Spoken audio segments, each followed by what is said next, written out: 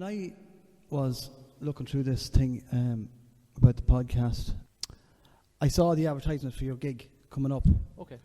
And I thought, you know, obviously seeing you watching you playing for years in Brogan's and the crack and the mic thing, and I thought, he's in the Solstice here in Navan. It's going to be an awesome gig. And I kind of thought, I suppose, and it's probably you can tell me more about the show there, but I thought, now this is fucking Gerry Tully getting the whole lot there into a nice little cozy place, but getting this type of gig that really suits him, and he's probably going to get some of his, you know, friends, musicians or whatever with him to really play the songs that you love over the years. Yeah, absolutely. I think that I did play the Solstice before back in 2008, and it was fantastic. It was really a highlight gig for me. It was great, you know. Yeah. It's a good while ago now. And since that time, I've been off playing with other people, and I kind of dropped away from my own thing a little bit, you know, and I've been playing in bands and making a living as a musician, you know. So now that I'm coming back to do this year, I find it it's really the right time for me to go back and do this, you know. So yeah, I was in touch with them, the good folks in the Solstice there about 6 months ago, and asked them about it, and they said, yeah, why not? So I will get a couple of musicians to come along on the night. I'm really looking forward to playing some of the songs that I've been playing for so long. You'd often hear people talking about musicians and they say, oh, he makes the songs his own and stuff like that, and I never paid much attention to that, but now that since 2008, I'm singing songs for years, and I feel like they're part of myself, even though I didn't write them, you know what I mean? And I have a way of putting them across, and a way I feel when I'm putting them across. Yeah, you have a different little twist on all these songs. I try to gather it. I've heard you doing loads of gigs in there in Brogan's, and I think pre-COVID there, you know, I was just after coming back from being abroad for a long time, and I said, is Gerry in Brogan's? And right, and I was like, oh yeah, deadly, right, head down. So I have a video, and I'll show a clip of the video. We were sitting, my uncle and my partner, and we just got lucky enough to sit right beside you guys in the corner. Yes, of course. And you had two other musicians with you, and one guy was playing the flute, and I think another guy playing the banjo, and yourself and the guitar, something like that. That's right, yeah. And you were playing a mixed bag of everything like that. But it wasn't one of those mad gigs from a couple of years ago where the place would be absolutely. It wasn't. No, it wasn't. Things going to heaven there. No, absolutely. Well, I was doing a solo gig in Brogan's. This was the longest standing gig I'd had. I think back in around, I'd say the late 90s, I started gigging on a Friday night in Brogan's. And I've been through about 3 or 4 owners of that bar, where people have moved it on and sold and come and gone and everything. Yeah. And I came nearly as part of the furniture. I was moving along with people, which I was very grateful for. That was part of my making a living as a musician. It was I felt I needed a steady gig, and I had one there in my hometown. They were great. Everyone, whoever came to run the place or own the place, it was great. And so when I was there that day with yourself, that was just after COVID, after the huge enormity of fear and everything that we'd had, and people were starting to come back out again, but we'd no gigs. And that's 2 friends of mine that I play with now. That's Chris Kavanagh playing the banjo. He owns the show, The Legend of Luke Kelly. So right. I'm playing that band, I knew Chris 20 years ago, right, when we were in bands together. And I had started about 6 or 8 months before COVID happened. I had started to play full-time with his band. Right. He asked me, his guitarist was moving on, and he asked me would I stand in, and we clicked. We knew one another so well. Yeah. And the other chap was Joe Finn from Clara, a very fine uilleann piper and flute player and everything. From Clara, County I know Offaly. a few boys from down there. It's great music down there. So at least Joe was flying the flag a long time down there, so he's, and he's a great musician. The 2 of them are. And so they came up on a few of the Sunday evening gigs there. We were passing time basically, because it was after COVID. There was no gigs as such. There was nothing. We couldn't move too far. And everybody was very shy about getting back out to the pub scene. Absolutely, and the pub scene had changed so much from the times I say you were talking about, when I wouldn't say it was easy to fill a pub, but when you got people into a pub, it was nearly hard to get them out of it. And I used to play an early evening Sunday gig there, from 6 to 8, and it often went on till near 9, because we were just having so much fun, basically. Especially me, you know what I mean? Can I that ask was a you solo just, gig, like, I suppose a musician question.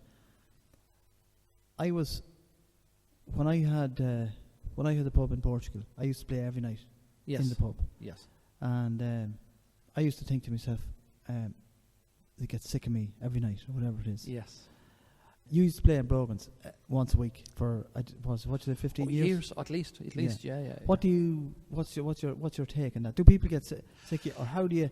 I would say some do. There's no doubt about it. People would get bored with the same thing. Why wouldn't they? Like, you know what I mean? I see people in Trim walking by Trim Castle and they don't even raise their head up to look at it. And another group will come in and they're taking photos. You know. Yeah. It's bound to have that effect on some people. But there was a core group of people, I would say, and there was always someone new arriving. So when those gigs were going very well for me, there were people coming from Cavan on a Sunday afternoon who I'd never met, and they just came and said, "We saw your thing online, and we came down for the afternoon to have a song." And people came from Dublin. And then when Maureen O'Reilly and Don Baker took over the pub, Don brought a lot of people to the pub as well. A lot more people would come to see Don playing when he did. Well, the whole concept of the pub really changed then around towards the music, towards Don and everything like that, because absolutely, like from just hearing the whispers around the town, the word was, well, Don was after Don and Maureen. I don't know, but I know of them. Yeah. But Don was bringing this whole big, cool music thing with him. Which he did. With the leather jacket and the yes, he did. Yeah, he brought a lot of music. He brought some fantastic acts. Yeah. Because upstairs in Brogan, it's not just the bar. There's an upstairs section, and it's a perfect little venue to play. And it'll hold maybe 140 people, I think it is. Yeah. So that's a gorgeous little place to play. And Andy Irvine played there. Paul Brady played there. Big one there lately. Johnny Logan. Yes, that's right. Yeah. Mundy played there. I played there. Chris Kavanagh played there, so he did. We've all played in it, it's an ideal venue. A party up there one time. There was, but it was, you got up on the stage and everything, and you could see it was all designed by musicians. Yeah, everything that's right. That's right. Yes, yeah. So Don has a great past in music and everything, and that was a place to bring musicians to play and everything. So lots of musicians did come that who were available to Don, we'd say, to come along and play. So it was brilliant. John Spillane, I played a gig with him as well there. We would never have seen them, I would say, in Trim. At the time, there was no place. So that was one great thing that Brogan did, was there was made an availability for. John Spillane has a real quirk to him, isn't there? Absolutely. But I just think he's got just a very unique way of. And I remember playing that song, one of his songs, Johnny Don't Go. Oh yes, Johnny Don't Go. But you need that accent, and you need that. He's unique. He's completely unique. You know what I mean? Which is wonderful, and I think his songwriting style is unique. Everything about him is unique. Did you ever write music, Gerry? I write a good few songs. I've written far more songs than I've ever published. Right. So I've written lots of songs. Would you like to play maybe a little or something? Sure, yes, of course. One of your own songs. Let's or do you want to tell us about it before you play? I will. I sure will. I'll tell you about this. This is a song called In Your Eyes. I recorded an album back in 2007 and released it in 2008. I couldn't even think of a name for it, and the guy who recorded with me said to me, "Why don't you call it something like Leaves Float Down?" Jokingly, I think he said it. And I said, "Yeah, that'll do." So that's how Leaves Float Down. How disconnected I was from the process. I was just so busy trying to get these songs out of me. Yeah. Do you know what I mean? And a lot of them have an aspect of pain to them if you look into them deeply, which I also didn't realise until a guy holidaying from Australia said to me, "Oh, I heard about you. You're the guy who wrote the Pain album, we used to call it." And I said, "What are you talking about, the Pain album?" I said, "They're lovely songs." He was right. He was spot on. Yeah, he was right. That was only when he pointed that out to me. I think I was so relieved to get the songs out of my system. Yeah. But there were a lot of them about loss and losing out and stuff like that, which was only coming to the fore in my own life at the time. You know what I mean? I was saying, "Fuck, what's happening here?" You know. Yeah. So this was one of the songs I'd forgotten. Okay. And after that, I say I was about halfway through the album, and I found this song again, and it ended up being the first song on the album. So I hope I get it right now. Okay. I do. Okay. Okay.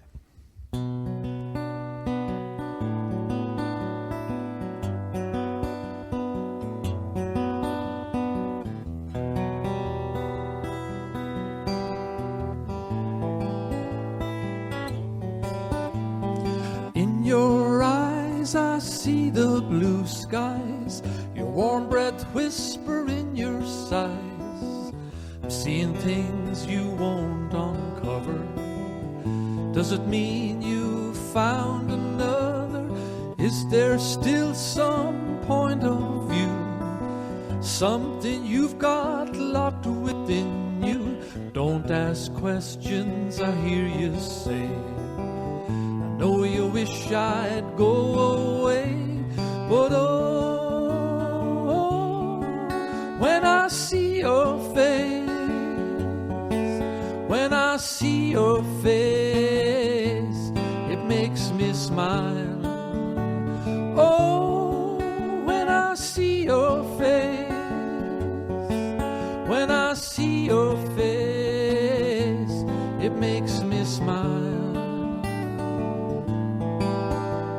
Set adrift out on the ocean, this growing passion and devotion, it doesn't work, now hold me, save me. Feeling lost and your love's engraved me, not hanging round here to remind you. All has stopped, I'm trying to get through. Give me back the bliss of knowing. Let me feel the sunshine glowing. And oh, when I see your face, when I see your face, it makes me smile. Oh, when I see your face, when I see your face, it makes me smile. Oh, please listen to me, please just listen to me. I'm trying to break out of this stillness, and all I want is your forgiveness. Oh, when I see your face, when I see your face, it makes me smile. When I see your face, it makes me smile. Lovely job. Lovely job. I can hear the pain in it now, but at the time I was writing it for someone else in my head. Yeah. So I can, It's I think it's it's a different thing to write a song, and I'm listening to all these songs and I'm learning songs all the time, whatever songs are coming out. If you're doing gigs just to keep up with whatever's there, At the moment, there's maybe 3 or 4 songs that are top of the charts. Okay. This is, September 23, so you have Beeswing. Do you do that song? I do okay. a version. Travelling Soldier. Only heard the song the other day, would you believe that? Wagon Wheel. Move on. It has been hammered to death, that song. Yeah, Country Roads. Yeah, I grew up with that song. Yeah, I would know of that. I wouldn't be a song I would usually do. It depends on where I was, When I was gigging in pubs and hotels and that, it's always something to get people going. Absolutely, yeah. It's a classic. My song, father was a big John Denver man. Yeah, fine. And he said to me about, we went for a holiday I was living in Portugal at the time. Yeah. And about 6 months before he died, I got to get him to come out to me, and he was quite ill at the time. His legs were quite swollen and things like that. But when he got out, he was very contrary because his mobility was cut back from what it was, and all this sort of thing. But I was trying to occupy him because he wanted to go here and wanted to go there, and all I wanted to do was do nothing because I was working there all the time. You wanted a break. But we ended up down in Cabanas, a lovely little old fisherman's town. And a little beach there, and there was a couple of old little boats. Some of them were all buckety and all this sort of stuff. And for some reason, he walked out into the water up to knee height or whatever it was, and he fought this small little kind of 2-3 seater little timber fishing boat. Yeah, and he managed. Now he was big, he's a big belly or whatever at the time, So he managed to get himself back his arse into this little boat. And lay back and put his hands behind his head like this, Yes. And the boat was rocking, and he said, "You get in here to fuck beside me here. This is what holidays are all about." Exactly. And I got into the thing, and the boat was rocking over and back, and the sunshine was lovely and everything like that. And then he said to me, "Some days are diamonds." Do you know that one? Some days are diamonds. I've heard of it again. Yeah, but it's another John Denver song, you know. Yes. And I never heard it, you know. And it's great hearing songs, brilliant songs that you've never heard before. Right, and he said, "Some days are diamonds, some days are stone." And of course, I pulled out the Spotify, and it was like, "Oh, what's this song?"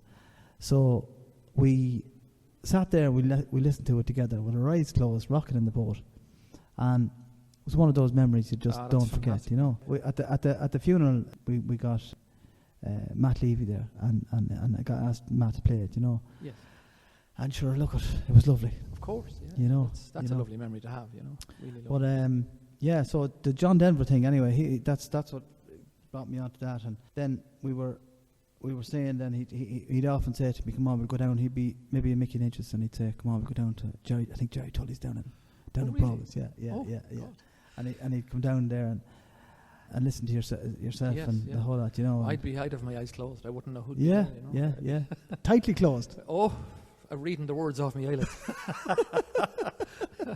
And tell me, Gerry, you've great, you know, contacts with other musicians and stuff like that. Tell me some of the stories about how you came across some of these incredible musicians. Wow, well, I know there's so many of them, but my musical life started before I was hardly out of the cot. I think, you know. My father was in a show band. My father was a drummer, and he was a fantastic Elvis impersonator. Really? He'd never do it purposely sing. He'd never say dress as Elvis or enter a competition as an Elvis. But when you heard him singing, he had this great round tone and power. I remember him in the 70s being really, really great, you know. Right. So I was mad attracted to that. And even though he was a drummer in the show band, he still sang some of the songs that the band would have been in. Right, he was in a band called the Hunter Show Band, which was mostly trim men. Was that by any chance, was Jody Farrell in that Jody band? Farrell was in the band, yes he was. Jody Farrell was a sax player. Jody was in the band, yeah. When I was a kid, I used to work in the old stand. Well, I don't know what it was called that at the time, but Jody used to be in there all the time. It would have been probably the last straw. The last straw, that's right. Yeah. Jody used to be in there all the time, and he'd be coming in telling me all these stories about Jody had a great life in music as well. Oh, so yeah. So my father's in that band from the 60s, so he would have been 17, 18, 19, was playing music, drumming away, and he played the guitar as well. But as he said himself, not really a guitar player, but he could keep a rhythm. And he did a couple of chords in a different tuning than I'm using. Yeah. So that was my formal education, was about 4 minutes. Right. He said to me, "No, tune it that way and play that chord, and that was it." So you played it the way he played? He played the 3 chords he knew. Right. And he said, "I know them 3 chords, that's as much as I can do for you." We're talking like early 70s, mid-70s. So Santa Claus brought me a guitar when I was about 6. And I had it for, I suppose, into the middle of the year, and I put it down and I left it till I was about 12. I kind of lost interest in it. And there was nothing, you couldn't go online and find songs or anything like that, you see. So it was just an ornament for a long time. You had to buy music books that time, didn't you? You'd have to go to Dublin to get them. That was an awful trek. Jeez, you'd have to take a day off work for that. Yeah. But I was too young anyway, so it didn't cross my mind, you know what I mean? And in the schools, there wasn't a band. Just as I remember, there wasn't a band. But I'll tell you where my interest was rekindled. I was in school with my lifelong friend, Ken Gillick was there. Oh, yeah. And Ken's step-uncle, Jimmy Murray, had travelled everywhere with the band and had been in the Hunter Show Band as well. And he was a fantastic lead guitarist. And Ken, I remember meeting Ken, and he was telling me, you know, geez, I'm really interested in guitar. My uncle plays guitar and stuff. Like we were 12, 13, 14 maybe. Right. And I was saying to him, you know, what kind of music? And he said, oh, rock and roll, you know. So I went home and told me that Ken Gillick's uncle. And my father said, yeah, I know. I said, I'm in the band with Jimmy. I was in the 60s. Yeah. So this is the kind of stuff I was starting to learn, you just. And Ken showed me how to play this. Yeah. You know, this kind of thing. And Ken Gillick was doing, I was going, oh my God, what's happening? In the young man's hall, when he'd be going up to collect Jimmy's guitar to bring it down to the pub. And he said, I'd be hanging out with Ken in the evenings, you know, and he'd say, I just have to go and get Jimmy's guitar and drop it down to him. And Ken was able to play all this stuff, and he showed me. Yeah.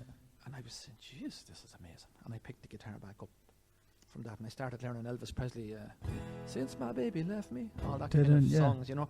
So then, mysteriously, songbooks started to appear in the house. I think my dad might have been dropping them down in front of me, and I was starting to learn songs and learn bits, and learn this and learn that. And he was starting up a band in the 80s himself, I suppose, for a few pints and a bit of crack, an extra few quid, that kind of thing, Yeah, you know, yeah. back in the 80s. And I eventually ended up playing in the band, playing rhythm guitar with him. In your dad's band? In my father's band. He had several formations of bands and everything like that, but Christy Kelly was in the band, and Dave Murray and my dad. And he asked me to come along and join. How did you get on with your dad? I got on great with him all through the years. I Really? got on absolutely well. Music held us together. It was fantastic. But the turning point for me, I can remember, that was all fun and games. I was enjoying that really well. And he had me listening to Marty Robinson. You know, Marty Robinson, all these Western songs. Demis Roussos I was listening to on big 8-track. I'll never forget it because it has never left me. Yeah. That's where music started for me back in those days. But one Friday evening he came home and he said to me, "Would you like to come to a gig?" So I thought nothing about it. I said, "Yeah, that's grand." He was out there driving a lorry all day and he said, "I'm going over to see this fella playing. Christy Moore is his name. I'm going over to see him playing." I said, "Yeah, that's grand. Never heard of him. I'll go over." And you're only a Gosson this time? I was only a guy. I wasn't supposed to be there. I was not supposed to be in the gig. I wasn't supposed to be anywhere at all. I was supposed to be at home. Right. And so he brought me. Thankfully, he brought me. And I went over with Paddy Melia, Podging Melia and Trim. Paddy, yeah. Yeah, and Patrick.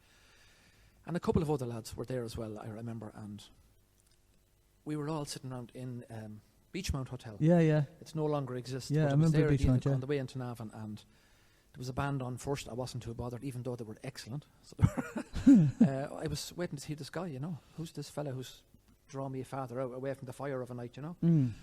And this soul character walked on eventually, and it was Christy Moore. And he was singing The Cliffs of Dooneen. That was his hit, I think, at the time. I think it was that anyway.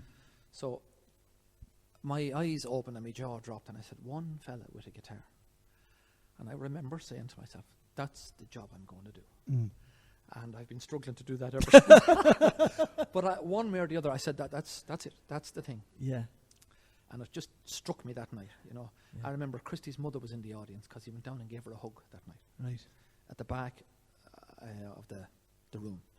So I did. And I thought I was fascinated by this guy. And then later I saw him live at 3 and different things like that, you know. There was a time when he wasn't playing for a while. That's right. He wasn't playing for a while. And while he wasn't playing, I fell in love with all his music and all his character and everything like that. Yeah. And I was kind of disappointed, thinking he might never come back again. Yeah, we got to see him. I think one of the first gigs he played back when he came back was up in Monaghan. Unusual experience of heading for the bar. All right, he's coming on. He's going to play. He's going to play. I've got to get a few pints here now. And the next thing, all before he came on. Down. Yeah. He shut the bar. He was taking himself very serious. I remember he began to take himself very well. I don't know what he was taking himself, but I suppose he began to plant his feet in the ground and say, "Hang on a minute here. This is a gig. Like I'm not just a fella that I was doing for years, sitting in a corner of a bar playing to please everybody." He began, I think, to say, "I'm a serious." I saw him in Semple Stadium the first year that Trip to Tip was on. I was at that, and Christy came on and said quite loudly to everybody, "I'm a serious musician. Hang on here. Stop talking." And he silenced the whole football pitch that day to tell them to be quiet. Yeah. Do you know what I mean? And up to last year, he's been doing it in Vicar Street as well. There's a great video if you check it out. If you can find it, post a little bit of it on here where he's telling a couple to be quiet. Oh, yeah. Not in so nice of terms now, I have to say. But he's fierce your money and leave. I was up one time in Vicar Street and he was playing Nancy Spain. Yeah. And he started off playing the song. And now he's just like some old fella down in the, you know, like he's the bog is in him. You know, you can take the man. You can take a man out of the bog, but you can't take the bog out of a man. Right, and the bog is in him. Yeah. And he starts off singing this Nancy Spain lovely song, and he just puts the hands down. He goes, "Now, if you keep singing along with this, you're going to make shite of it." Yeah. Just like that. That's right. Yeah. And looked up and then went back into the song. And for some reason, I think he had a double-edged sword himself, and he mightn't have realised it. He drew so many people in. I saw him in the Point Depot when he came on to do it. He did a coast-to-coast thing. And it was recorded one night as well. It's live at the Point. It's the CD. Yeah, that was great CD, that. Yes, excellent. Well, I went to one of those gigs as well, and he started off his song about the Rose of Tralee, and his first line was, "Put your hands in your pockets." He meant for the audience to be quiet.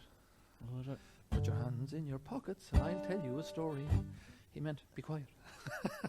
Would you like to do a song from Christy? Yes, I don't mind, of course, yes. What will we do? What would you like to hear? Whatever you think, Gerry. Okay. I know you probably have, yeah. I don't have an awful lot of songs that I sing because Christy is, I would know about 50 songs, I'd say, of Christy Moore's. So because I saw his image that night back in years, and I wouldn't say Christy even remembers that. It was in the Navan. In the Beachmount. In the Beachmount Hotel.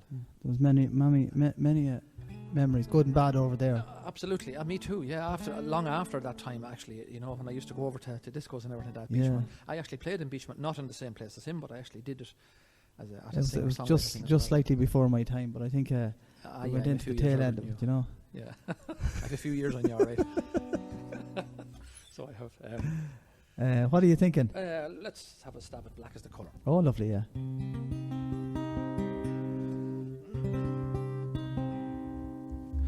Black is the colour of my true love's hair. Her lips are like some roses fair. She has the sweetest smile, the gentlest hand, and I love the ground whereon she stands. I love my love, and well she knows. I love the ground whereon she goes. I wish today it soon would come when she and I could be as one. Black is the colour of my true love's hair. Her lips are like some roses fair. She has the sweetest smile, the gentlest hand. I love the ground whereon she stands.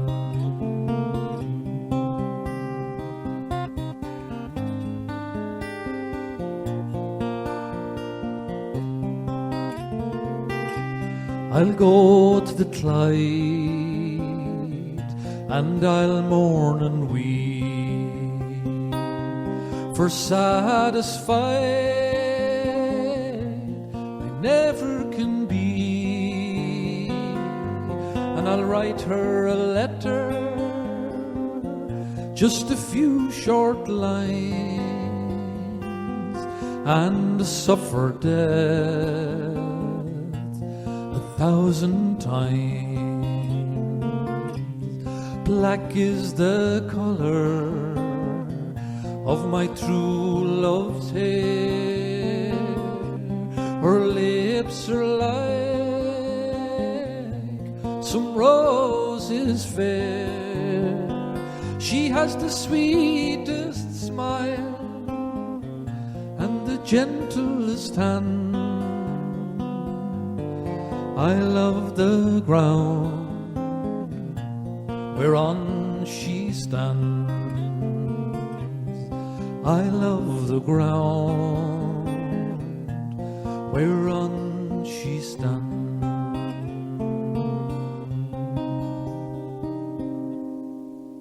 Lovely stuff, Gerry. Great song. Tell me about your picking style. My picking style is... my picking style. Jeez, I didn't really realise I had a picking style. You have a picking style? I have a couple of styles, I would say. I spent a long time in the... Prior to meeting Ken and everything else, I was interested in guitar, and but it was more of an ornament. But I was... do you know I had 2 guitar lessons. I just remembered when I was about the same age as I got the guitar. Right. And Jimmy Smith's dad, Jimmy Smith, my dad was a pal of his Right. years ago, so we're talking 45 years ago. Yeah. At least, I'm just going to call about 45 years ago. Jimmy Smith's dad was giving lessons, and he was bringing his son along, not Jimmy from the Bogey Boys, but another son along, and I got 2 guitar lessons from Jimmy's dad. And the lessons were this, and I'll give you the 2 lessons now. Right. It was 50 pence for a lesson in the Young Man's Hall in Trim, and we had to go and ask Father Kenny for the key. But Jimmy's dad would show up in a beautiful suit, and I was scared because it was real music. He was showing notes, and I hadn't a clue, but he said, yeah, I'll show you, come on. Right, so this was the first lesson. He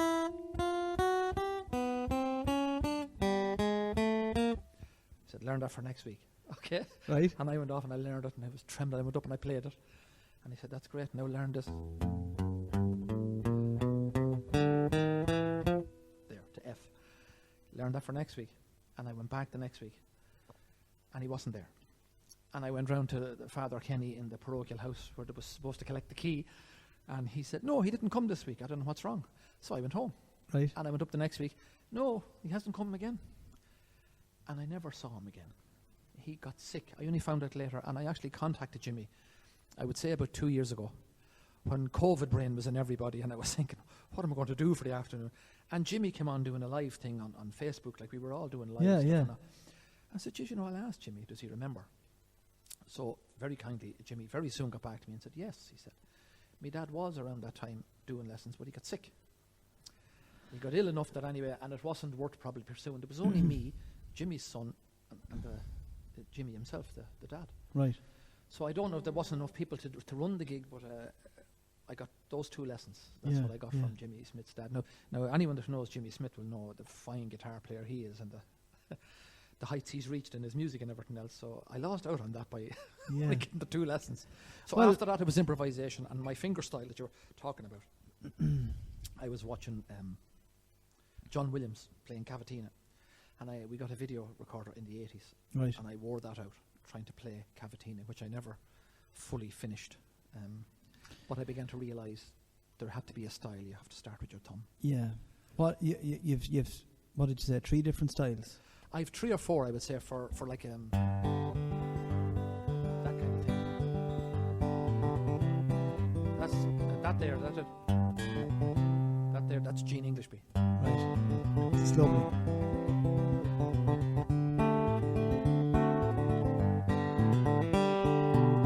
Little bits like that. Can you play that? So your finger picking style there. Can you just play that?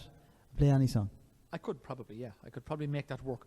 It's to do with tempo rather than anything. So I could play like let's see. Let's try one for the crack.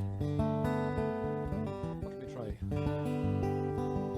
To get that, probably a country song or something that would work. You know what I mean? You were doing something there just when we were rehearsing there. You were doing oh yeah. La la la. Was that same? That's it. Yeah, should we give it a bar? There you go. I'm just a poor boy, my story is seldom told. I have squandered my resistance on a pocket full of mumbles and our promise. All lies are just, still a man hears just what he wants to hear, and he disregards the rest. La la la la. So that's the style I would say. So I can play along there if I. It's lovely. It's an easy style, you see, but it's built on timing. It's built on a time. You have to get a timing right. The fingers are just operating on a boom, ba-doom, ba-doom, ba-doom. They're going on almost automatically. Automatically, and you've got to grind that into your brain over the years. Over the years, constant. I'm constantly doing that, again. but you know. Another style. Thompson's. Okay. Richard Thompson has a style which is like that. So it's finger and thumb. It's probably at the same time.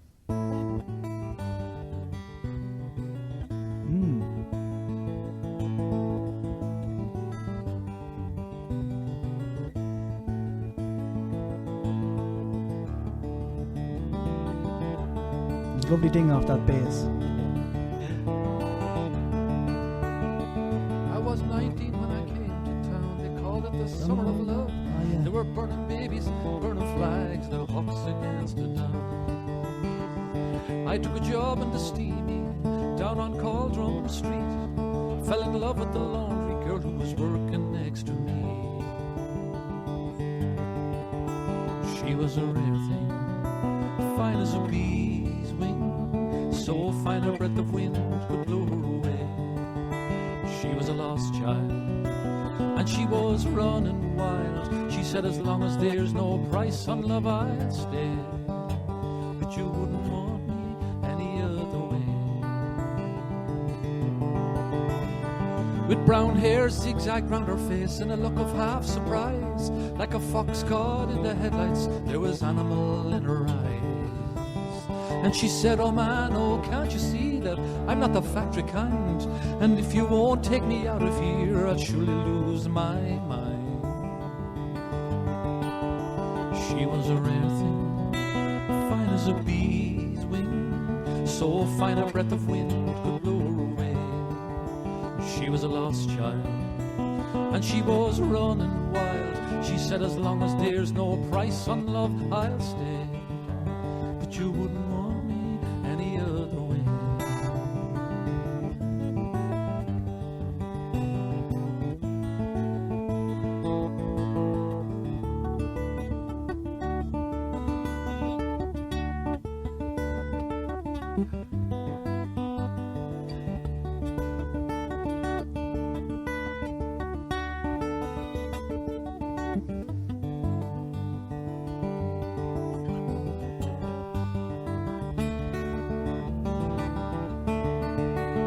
So we busked around the market towns and picked fruit down in Kent. And we could tinker lamps and pots and knives wherever we went. And I said that we might settle down and get a few acres dug, with the fire burning in the hearth and babies on the road. And she said, oh man, you foolish man, that surely sounds like hell. You might be lord of half of the world, but you're not on me as well. She was a rare thing, fine as a bee's wing, so fine that I could crush her where she lay. She was a lost child, and she was running wild. She said, as long as there's no price on love, I'll stay. But you wouldn't want me any other way.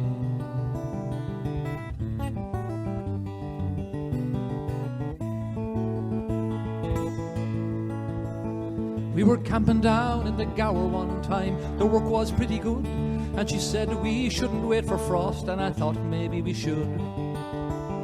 But we were drinking more in those days, and tempers reached a pitch, and like a fool I let her go with her rambling days. She was a rare thing, as fine as a bee's wing, so fine a breath of wind could blow her away.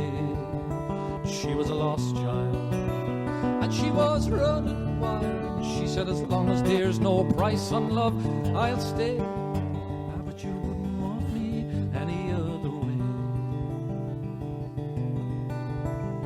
And the last I heard, she's sleeping rough back on the Derby beat, white horse in her hip pocket and a wolfhound at her feet.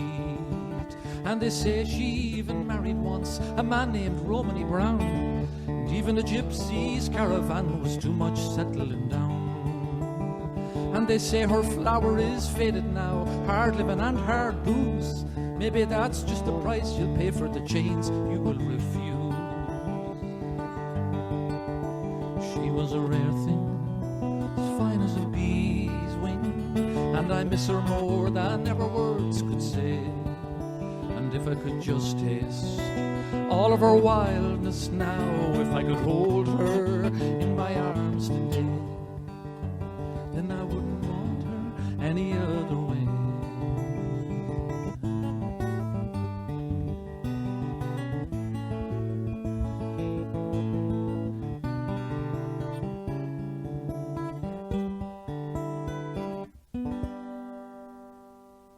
Fucking hell, Gerry.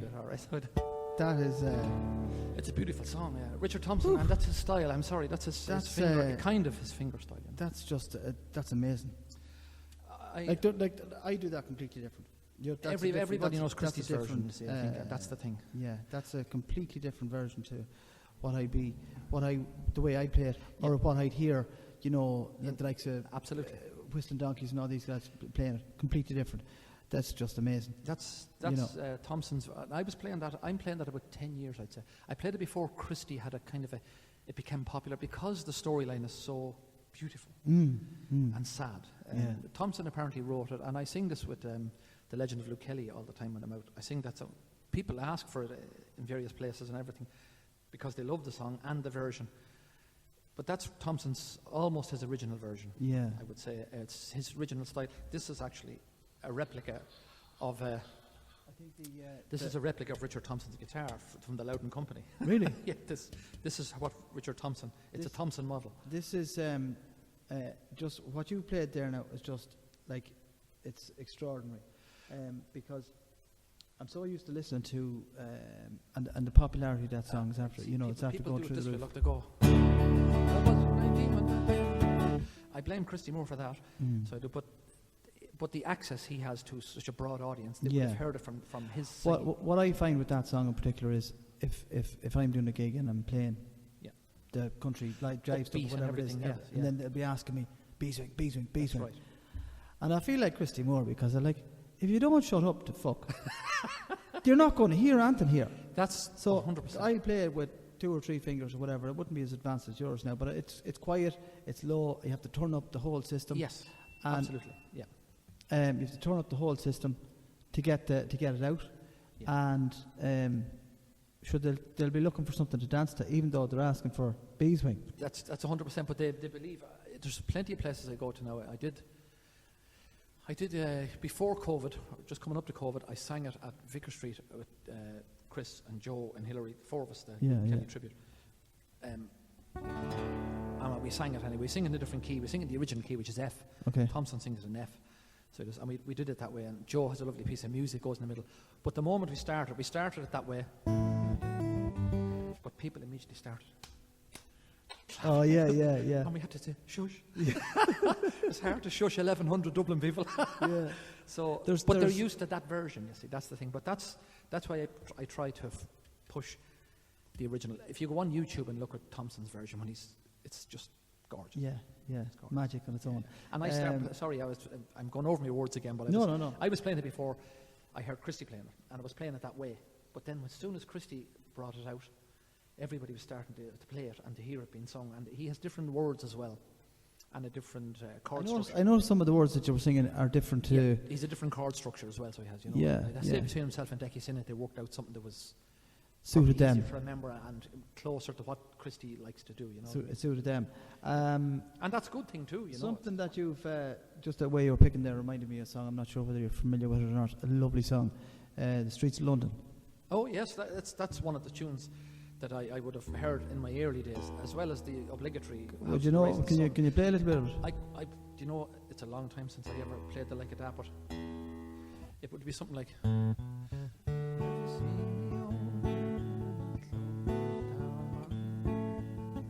Yeah, it's a long. And it,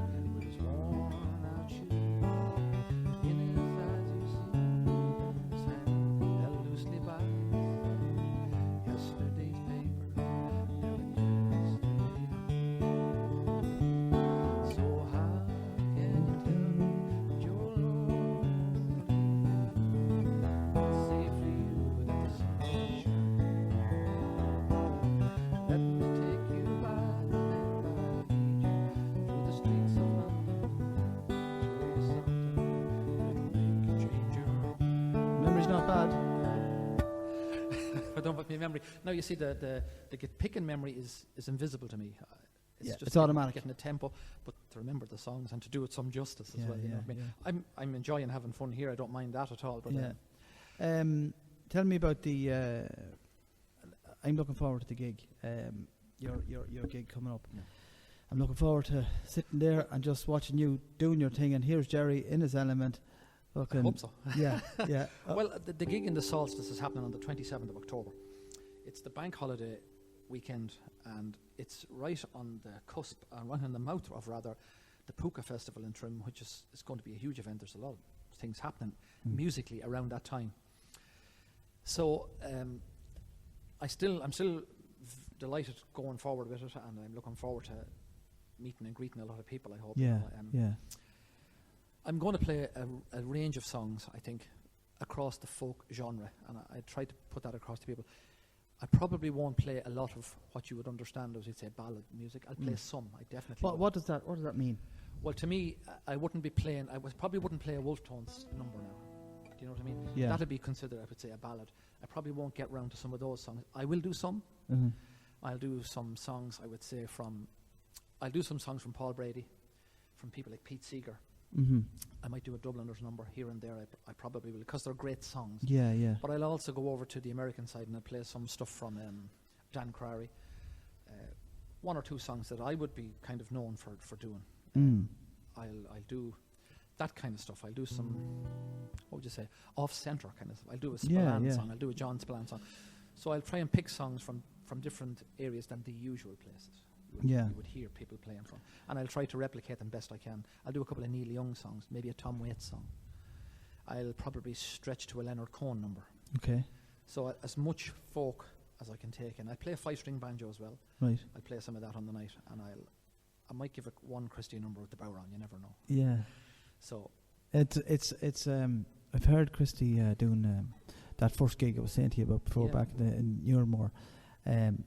He got up and he did took the banjo out and he sang this song. I forget now what the name of the song was, but it was about a husband and a wife fighting, and she stitched them up. Oh yes, that's right. Yeah. That's on one of his latter albums. So it is. It's not called A Stitch in Time, is it? Or something like that. But it's a fairly brutal song now. When you sure is. I presume he wrote it. He did a couple of albums in fairly quick succession that time, if I remember correctly. Would that be the 90s, late 90s maybe? Early 2000s? Early 2000s, I'd say. Yeah. I was off on my adventures with Derek Warfield and the Wolf Tones at that stage, and I lost touch with Christie's music at that point, briefly. Tell me about that. That was a whale of a time. Go back to the beginning there and tell me that. Well, I was very lucky insofar as by the time I had seen Christie back in the 80s and I said I was going to become a musician, by the time I left that gig that night, I was planning how I was going. I was only a kid. I was a little kid. It was probably the wrong thing to do, you know. Mm-hmm. I wouldn't advise my own son or anyone to go so hell for leather an idea without looking at something else but it just drew me in like nothing else. Yeah. And so I went off. I got back into the guitar. I was playing locally. I was playing with my dad's band. I was playing everywhere all over the place. I was playing with Ken Gillick in a band called C'est la Vie, a heavy metal band. And we were knocking great sport out of that for ages. And then I was back playing with I met a man called Mick McKenna. So I did, who was, to this day, I think the best musician I've ever sat down to play with. He could play a Django Reinhardt style, like nobody I've ever heard before. Mick would be related to, and good friends of my family. Mm-hmm. And my dad introduced me. He says, see that guy over there? We were playing one night with my dad's band. He said, see, man, that's Mick McKenna. He said, you got to hear him playing, you know. So we made an agreement to meet. After that, I was doing a Saturday night gig in the town in the last straw. I was about 16, 17 maybe, and we went the next morning up to the pub, and Mick was there by appointment. He says, I'd love to meet you, know. And I thought this is going to be great fun. I had about 7 or 8 chords, I'd say. It was like a brand new player walking in and saying to Django Reinhardt, let's have a song, because this man's ability was unbelievable to me. And to this day, he was superb. And anybody who knows Mick, I actually played a few songs at the Mick McKenna. They have a day for him every year in the local library. Yeah. His pals come down from Dublin, from the California Mandolin Band. I've seen it advertised. I didn't get a chance to get in now, but I heard about it. They sing and play tunes. They play a lovely jazz style. Mick had this lovely swing. So I was learning this off Mick McKenna, and he was kind of educating me, you know what I mean, in a very kind gentleman. And he was saying, listen to this guy, listen to that guy, watch that music. So he gave me a great education. And for about 3 years, Mick, myself, and another great friend of mine called Declan Flynn played around all over Leinster. We played, and Mick would come down and spend a lot, because he's from Trim originally. Right, yeah. So he hung out with his brother, and we were having a whale of a time. I was trying to lead up to tell you how I got further on to the...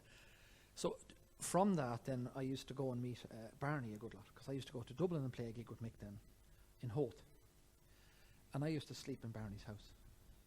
The odd weekend, I'd be drinking pints. Where was Barney that time? Where was he living? Barney be on tour. He was living in Hoth. Right, and okay. He could be on tour, but we get in touch with him and he'd say, no problem. You can go in and stay if you want. And Mick never stayed. Mick could go home. What's his, sorry to interrupt you, but what's his connection here? He's connected here, and I should know this, but he's connected here locally to, what's the connection here? No connection. He bought land and a house that's down here in Connaberry. Yeah. So he did, and he lived there happily. That's... Barney was a little hideaway. Barney was a fisherman who got caught into music by accident. That's how I saw it anyway. Barney, he was just as happy living his life whatever way it came. But he'd be on tour with the Dubliners and everything. And yeah. I used to go and stay. Now, plenty of times he wouldn't, and he'd come down and play on a Saturday night. We were doing a little gig in try and think of the name of it now. Little pub in Hoth anyway, but it's gone. The pub is gone anyway. The Lighthouse. It was called the Lighthouse. And myself and Mick would play there. So I'd sing a few ballads, and Mick would play this sublime backing music, and then he'd play some of his swing stuff that I understood, and you know, if he was confident I knew it, he'd play it. That must have been some crack, Gerry. It was fantastic fun, especially for you. That's kind of, you know, maybe at that stage a junior musician or whatever. You know, like I hope I'll always be that. Yeah, and it's a great place to you're be. playing with this, that, and it's just like it's like when I'm watching you playing B-swing there, I'm just like, fucking hell, that's a different level to what I'd be at. Do you know what I mean? Yeah. It's the same thing but different. And then you're looking at Mick, and he's oh Jesus, he was just playing this wonderful stuff. You know what I mean? Well, he'd be playing stuff like Georgia Brown and sweet Georgia Brown and stuff. Everybody loves that woman, sweet Georgia Brown. Sweet Georgia Brown. And I couldn't play the notes he was playing, but I could play the chords. So I might sing along with him if I knew it, and Sweet Sue and different songs like that. Simple stuff, I would say, for anyone beginning in swing jazz. Yeah. But Mick was playing down to me. But on a few occasions then, he and Barney get together and they'd play. And Barney had a mean Georgia Brown. He could play it very well, you know. Right. So the two of them would be hitting off one another, and sometimes Pádraig would come up, a Mick's relation. Great friend of mine, Pádraig would come up and he could play fantastic trad tunes as well. And we'd have a whale of a time. There'd be no sleeping around. We'd just staying awake all night. And we'd have great fun doing those kinds of things, you know. And then on a few occasions, and we met up, and I could see Mick went over, and John Sheehan and a few of us were together for some reason in a pub.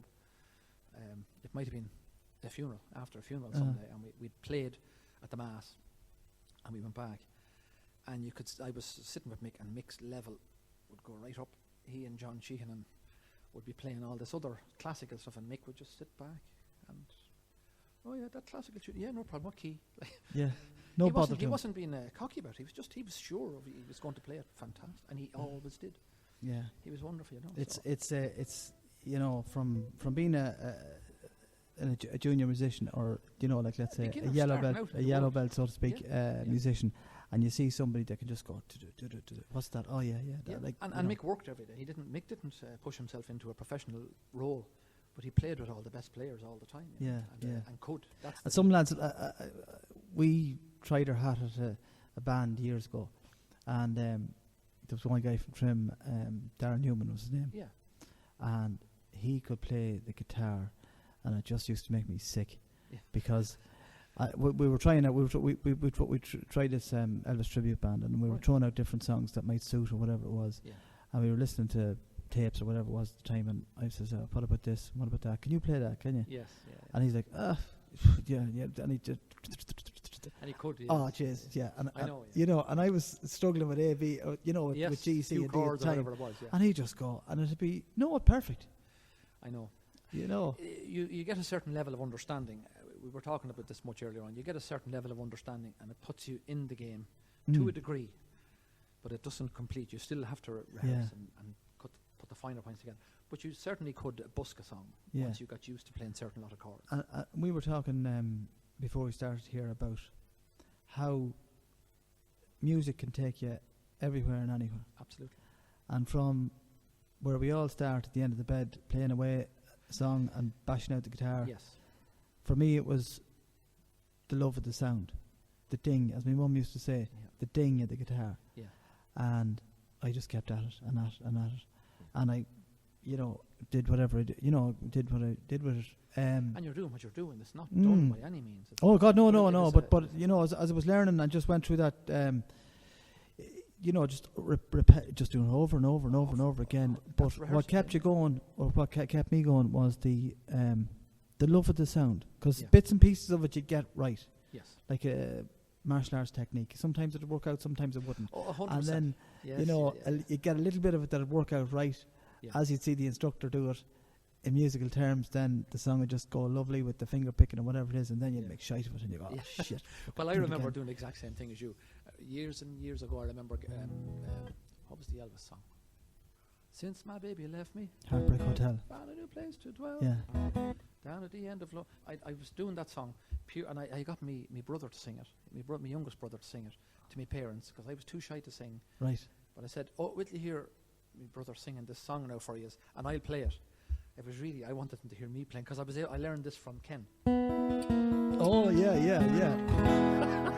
So I put that in at the start and in the middle and at the end, because that was the bit that was going right. I could do that bit, you know what I mean? And it didn't really matter with the rest. And when you learn how to play a little jiggle like that, or a little riff or whatever it is, and you're young and you just got it the first time and you played it a few times, you're like, oh, this sounds just I'm lovely. on the ball here, Yeah. Another thing was that this... And you throw it in everywhere then. I was playing it, I used to put the guitar down after I'd learned something, because I learned this, look.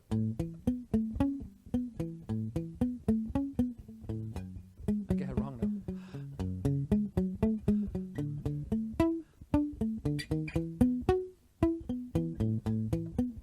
I learned that piece from... There was no internet when I learned that. Yeah. I remember I was working in a garage in the town, and one of the fellas said to me, I think that's in the key of A. Some other guy working in the garage said, I think I heard fellas playing that in A. So I went home and found out what A was. And then I was listening to the tune, and I don't know that I see a video or someone playing it, but I mimicked, and I eventually got the notes right. And as soon as I got it, it was like I had crossed some line that I shouldn't have crossed, because as soon as I got it right, I put the guitar down. Right. Oh, I'm not getting that right now. That's amazing. Like as if. I'd done the wrong thing almost. Yeah. I was one of those end of the bed players, as you said. Saying, Jesus, I'm after crossing. That's actually sounding like music, and I've no education in music. What am I doing here? Really and truly, I thought. And I kept at it and kept at it. It probably was Ken or some of the lads in the band that had educated me. There was no videos to watch or anything like that at the time, Yeah. So it was probably something like that. It's you have to me it sounds like there's the beginning bit that sounds like a song that was out a couple of years ago called Titanium. It stings every breath you take. Yeah. It was. I was going to say to you, P Diddy. Yeah. And of course Sting. That's right. Sting is a big song. But there was another song there, Titanium, that the beginning riff to that, a couple of notes are very, very similar. It could have been. It was Andy Summers, isn't that the guy in the band? In the Police. So that was it. And then there's another version here. I actually saw Sting playing this when he was playing on the. Do you remember that thing that the Boomtown Rats guy put together? The huge concert back in '84. Oh, the Band-Aid. Band-Aid. Yeah. It was before. Yeah, Band-Aid. Band-Aid, yeah. And Sting played it that way. Because he was on his own. Sounds lovely. It's a class, you know. And the finger style thing. Yeah. Oh, see, that's right up my street as well. But by that time, can you just play the sequence of chords for that little bit? Yeah, I can. Yeah. Yeah, it just sounds lovely. Like that. Yeah. If I mightn't be able to get all through this, we're singing it now. Oh, don't mind about singing. No, it's just to me it just sounds lovely in the guitar.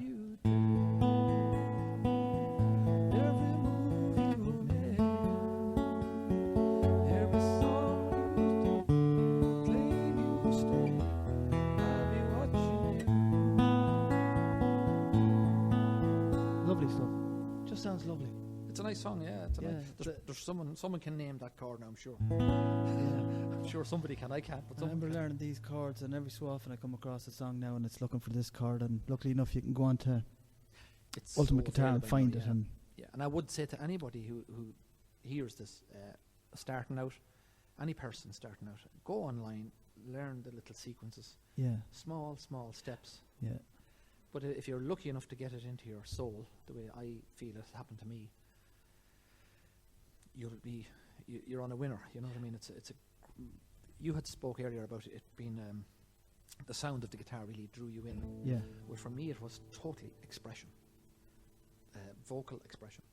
To sing a song was able to express myself, because I wouldn't have done it if you'd asked me a question. How are you feeling today, Gerry? I wouldn't have known what to say to you, but I could sing a song that might express sadness or happiness or something. Yeah. And that's what I did for years. So that was the thing. I really found it was a kind of a medicine before I knew what I was doing. And hence the album coming out then with the songs that were sad in it, and that the guy said it was a pain album.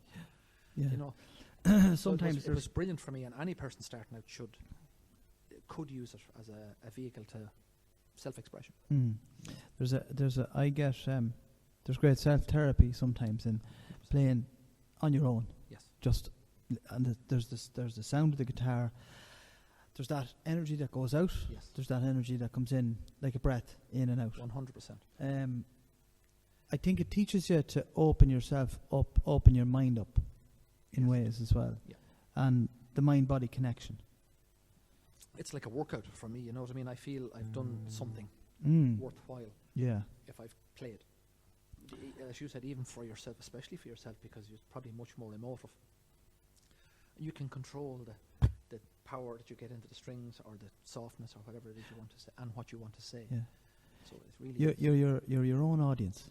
Absolutely. And you can adjust that then to the moods. Sometimes, if I was playing, maybe here in the house or whatever, I might play a sad song. I might play a happy song. Yes. You know, if the kid is with me here, we'll play something that works. Yeah. Do you know? No, 100%. Isn't that a wonderful add-on in your life to have? Yeah. It's I find it very interesting now. My daughter, Robin, she's just over a year and a half old. And I've sat her at the piano out there from the very beginning, bouncing along the songs. And in the car, we're singing all these songs. And I go to some of the music shows for the kids. It's good fun. I enjoy it nearly as much as she does, you know. And it's interesting to see her react to various different songs. So you have the typical songs like The Wheels in the Bus, Baby Shark, and these type of songs. Yeah. But by chance, I throw in a country song, some of the stuff that I like listening to. Yeah. And one of her best reactions song is The Westmead Bachelor from Joe Dolan. And she goes nuts in the back of the car.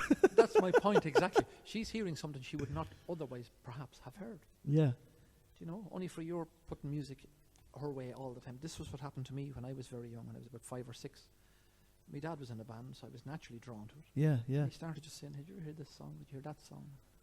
You know, and he would play along. He had a tin whistle, and he had, like yourself with your own kid. So he was nurturing me, even though he probably didn't realize that he was doing it at the time. Yeah. You know what I mean? But that was always the way. And I think it's a great thing for any person.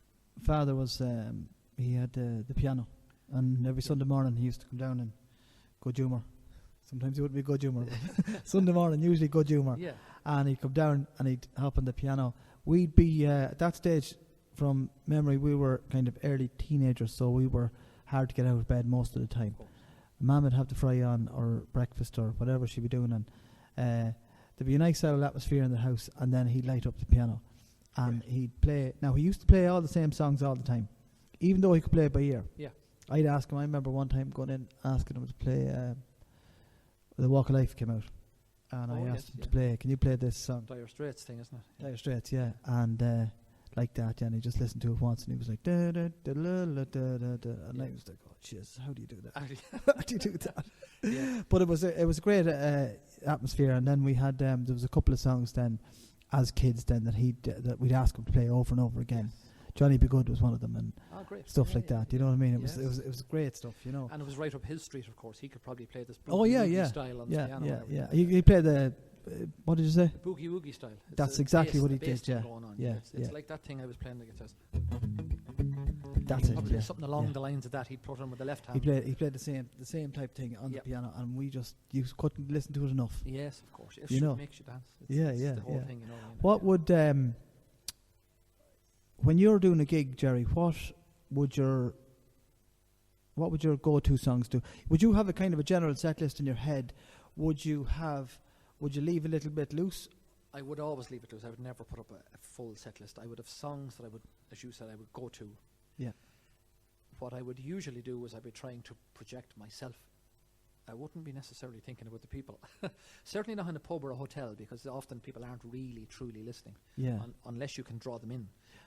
But if you go to a place like a theatre or somewhere where people are coming to hear you play, you've got to put your best stuff out there, you know.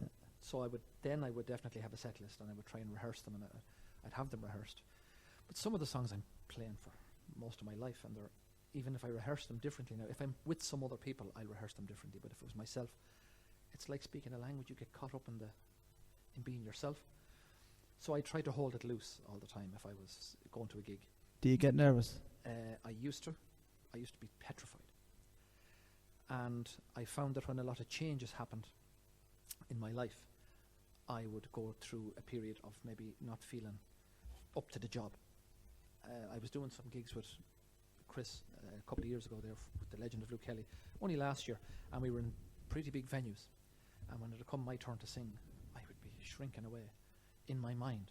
What kind of venues are you talking about?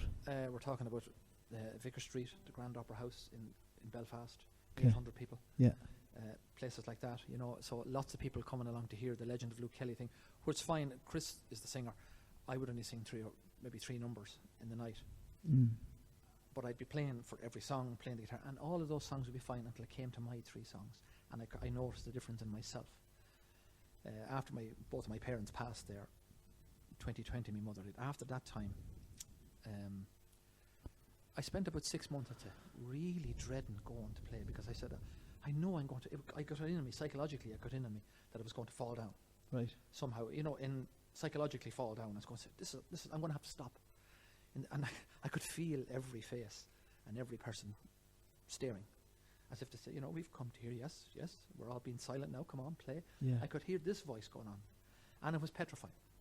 And then I got over that, I would say, I don't know, it took about 5 or 6 months, I would say, of just dreading the idea. And I went back then, when I began to get over the grief, my confidence raised up again.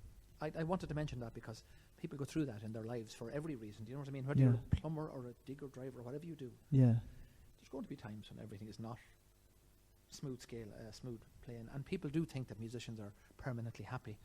Are we switched on kind of people, you know what I mean? Absolutely not. I think the reason they're musicians is because they're not permanently happy. Yeah. That they try to present a happy outside. Some do, or some musicians are, you know, there's some musicians that are, seem to be in a constant kind of a, you know, not a happy place, and when they get up on the stage, then they become happy, and that's their little place, or that's whatever it is. That's their escape. That's their escape, absolutely. And I tell you another thing now, Gerry, that where drink is involved as well. Yeah. I found that over a few years when I was in Portugal there, drink coincided with the gig. Yeah. People would be buying the drink and everything. Oh, unbelievable. And when I was younger, I used to, not sure whether I managed it, but the pub was full all the time anyway, so something was working out right. Oh, I'm sure it's great. And then I think as I got a little bit older, I started to see myself in a way that I didn't like. Absolutely. And missing words and just, you know what I mean, all this sort of thing. Yeah. And then I was like, fuck this, like, you know, you can't be doing this. Yeah. Some lads will get that voice in their head and act on it, and then some lads won't. Some lads try to drown it out, then you see, by going further down the rabbit hole. Yeah. And that just doesn't work. See, when I began to work full-time at music, you know, I don't like saying the word professional, but I started to work full-time. That was during the Mick McKenna, my time spent with Mickey. I'd have to drive, so I used to stay in Holt sometimes if I was going to have a few pints, but I was weaning myself. For about a year, I was weaning myself off drinking altogether, and I stopped entirely. So that was back to the Wolf Tone time. I'd stopped by the time I left them. Why were you weaning yourself off it? Because I knew I was never going to get through life as a musician and be able to keep up the pace of drinking beer, you know. With the other musicians, or just as it kind of coincide with the thing? No, it was nothing really to do with the musicians. I think the musicians were probably doing it for more of a fun. Yeah. You know what I mean? They would have had. I felt it was I was covering up my real self. Okay, a lot right. at the time when I was doing that. My real self wouldn't have been, or rather I was trying to protect my real self. You know, what do you call it? You could call it imposter syndrome. I felt, geez, what am I doing here? Like, I've actually had my dream come true. I'm playing music full time. I went on tours to Germany with traditional groups. I went to the Wolf Tone lads for 3 years. I went off and made an album. By the time I'd made the album, I think I was finished. I had decided, that's it, I won't be drinking, because there's a life here aside from it, you know what I mean? Yeah. And I felt pressed to give it up. So I did, and it was the best thing I ever did in my life. So you don't drink at all now? I haven't drank in 15 years. Right. More. And I don't miss it, and I would encourage any person going to play music to find a serious place for their music. You see, I grew up, I lapped up music from the pubs, in the pubs and stuff like that. There was a culture. All coincided with a pint? It all coincided. Wakes, weddings, surprise get-togethers on a Sunday morning. Like, you'd be here with your dad playing a piano. I could be in the pub, or we could be collecting gear or something like that. Yeah. And they'd be, we'll have one pint, and a sing-song would break out, this kind of. That was my youth, my young days. So that's how I learned to play the guitar. Yeah. You know? And I wouldn't have told many people wouldn't ask you where you learned, but that's where I learned. And so I knew that I'd have to sever that tie eventually, you know, at some time. So I did. I found the same thing. I found that if I didn't, I think especially when I came back and I started working here. But you knew how you felt. Yeah, and then I had, like, both my parents were different types of alcoholics as well. So I was mindful of that, getting a hold of it, getting a hold of it. If you want to have a happy day, if you want a bright day, you don't need any other substance to brighten your day. Yeah. Not really. You need to face yourself, I think, to deal with who you are. And then well, I think you have to look at yourself in the mirror sober anyway, don't you? Yes, you do. Then everything will work out. What would you do if you were in bad form? What would you do to brighten your day? These days? Love spending time with me missus, and we might go off. I like driving, would you believe that? I like driving. Just driving? I just go for a drive. I often went down to Kinnegad to fill the van with diesel. For no reason. Just go off. Yesterday was Sunday, and I went off. Where did I go? I think it was around Kells and that. I don't stop around there. I just go for a drive. Yeah. And it's kind of autumn. It's kind of not, you know. And I'm looking around me, and it's peaceful. I never put on the radio, and I like to drive. And I love driving home from gigs late at night. It's my favourite thing. Yeah. And you wouldn't fall into the another trap as well, apart from the drinking. Yeah. Is fucking chippers. Because you know some of these guys, like Brendan Grace used to say. I remember reading or listening to an interview or whatever it was. He used to say, "Oh sure." Somebody's commented or said something in an interview about how big he was getting. He said, "Oh sure, I can't pass the chipper." Do you know? It's a curse. I have to say that. Years ago, back in the early 2000s and stuff, when I was travelling a lot with the Derek Warfield's Wolf Tone thing, we'd be up and down the same roads, right? So the motorway system that's here now was only beginning back then. So there was a lot of smaller roads and towns you had to go through. So we'd be going through towns, and there'd be a chip shop open at 12 o'clock. And you began to use the same roads. So you'd say to yourself, well, we're heading that way now. We're heading to Cork, we'll say, on Saturday night. So on the way back, I know in Urlingford there's a little shop and it stays open late. So I'll wait and I'll eat my tea then. But you're eating your tea at 2 o'clock in the morning. Or you'd go in and you'd say, well, your man down there has a nice kebab, a nice chicken kebab. And you're waiting on it. Yeah. And you know he's going to be there. You know, you have a little network around the country. Or if you go up to Cavan, there was a little shop in the garage on the way into County Cavan, just on the roundabout. Yeah. And we'd be heading for Belturbet perhaps. Is that the garage that has the big breakfast? That's the one. It's got the challenge. Yes. I think it is, but you used to be able to go in there, you see, late at night. It wasn't a window idea. You could go in and they'd have actually things cooking. Yeah. There's one outside Monaghan. You get a fry at 4 o'clock in the morning. It's great stuff. I was in... I try to avoid all that. I was in Dublin there a while ago at a gig. What we were doing? We went to a gig... Jesus, now I think of what it was. But we ended up going into Spar there on just on Dame Street in the corner. Oh, I know. And I couldn't believe it. It was about 3 o'clock in the morning, and they had everything in there fresh. They had the pudding, the bacon, they had the eggs, the whole lot, and it was done right, like. Oh, it's a great shop. And you can walk up to that at 3 in the morning, and there's probably a crowd up there from right across the spectrum of life. Everything. From the homeless, poor, unfortunate, to some guy every kind of a creature. Cinema, exactly. Drunk and sober in every sort of way there could be, and I know it well. I've been there 100 times. We'll play another song, maybe, Gerry. Sure. If you don't mind. Not at all. What do we do? Let me see. Let's do something American, maybe. I can do an American song for you.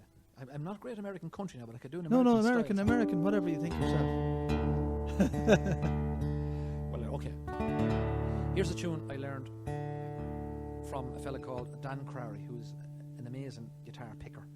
Okay, now I can't pick. He's a flat picker, so that means he uses his pleck. But I being into the poetic side of things, love the words of this song.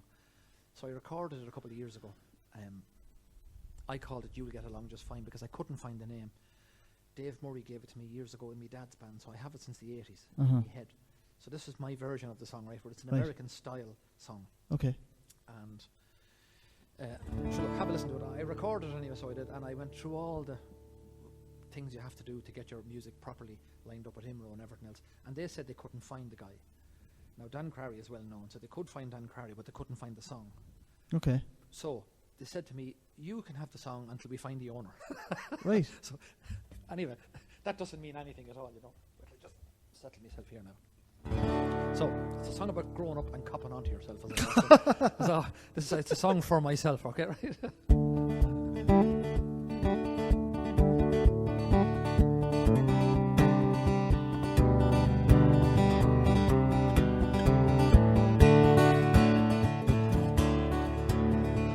Mama was bending over a hot stove, Pappy was fixing cotton sacks, and I was upstairs under the bed because I didn't want to go to the cotton patch.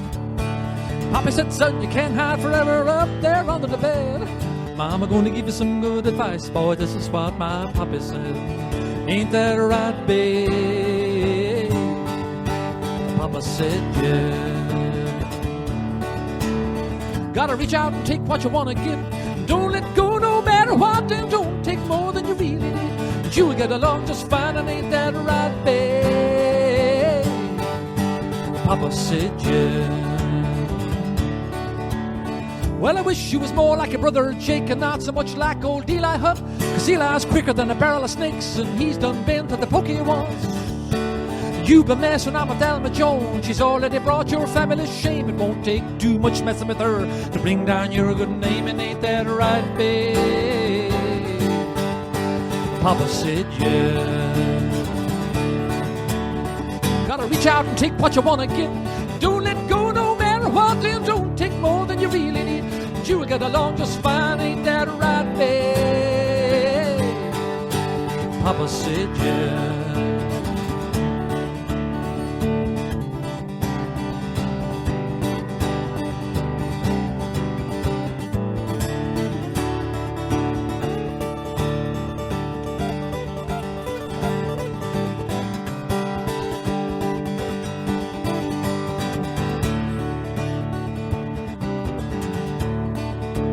Yes, he Clampett said that his watermelons are disappearing one by one, and you happen to pass that way tonight. Be careful, Zig's waiting with a shotgun.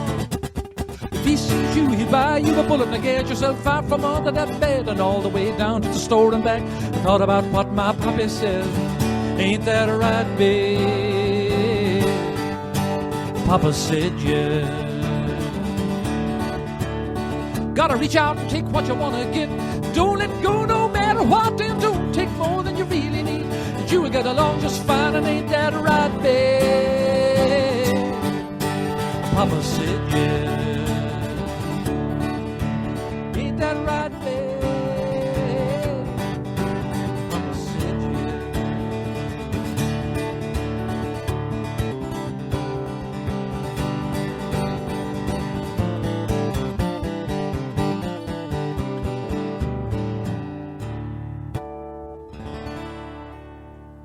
Great stuff. Dan Crary, I remember him playing something along the lines of that years and years ago, and I'm sitting quite relaxed here now, actually. I presume that when you're doing the gig, you're going to give the audience a bit of a journey or an introduction to some of these songs, because I think as you introduced that song there, you know, it's nice to have a little bit of background to some of these songs as well, because there's so much attached to them. It's not just a song or whatever it is. There's a lot of background to it, and gives you a different appreciation to it. Then you play it, and it's just lovely. Precisely, and that's, I think, the difference, or the reason why I wouldn't not really succeed, we'll say, in a party-style gig or a pub venue, really. The reason Brogan's went so well for me is because I stuck at the one kind of folk genre all the time. I didn't try to build it up into something else. So that I could feel comfortable myself, I suppose, in one way, but also so that I could sing songs I really wanted to sing. You know what I mean? Yeah. I didn't do it consciously; it just happened that way. So what you're saying about the gig, the one that's coming up now in the Solstice, people might not ever hear a song like that because it wouldn't be on the radio. and it wouldn't be popular. Mm. And that's the whole point for me. The poetic side of me, the side that loves words, loves the story in that song. Yeah, yeah. I mean, I'm not really about the guitar and stuff. It's more of a rhythm. Yeah. I'm much more about the feeling that the words bring on a person if they listen. Yeah. So it's vital, I think, to introduce some of those kinds of songs, you know. I'm sure people have told you before, but you have a very unique style. You've a unique style, I think, between no, the... people haven't. Have they not? I was always trying to fit in with everyone. No, well, I think you have a very unique style. Know. Your way of singing is unique. You're not trying to sing it like anybody else. No, I don't think you're trying to sing it, whereas I'll do a song and sometimes I might try and sing it the same as the original or whatever it is. But you just seem to be, it's fucking Gerry Tully, and this is the way it is. To be myself, but that's the whole thing I'm telling you since the 80s. Yeah. It's a battle to become me. Even though I'm using songs that weren't written by me, I've been singing them because the message that is in them. Some of the Tom Waits songs and the Neil Young songs and that. Yeah. I feel that I have an ownership of them within myself. Mm. They're a part of me. Do you know what I mean? Even if I stop singing them, they're in there, and it's like you know yourself what I'm talking about. Yeah. When you look in the mirror in the morning and say good morning to yourself, well, that's the same kind of thing that I feel with some of these songs. I'm so long at them. Yeah. And I love adding songs to them, but I'm very picky. Would you mind giving us a little bar of a Neil Young song? Certainly. Maybe just a small little bit of it or something. Yeah. We could do anything we could do. Whatever pops into you.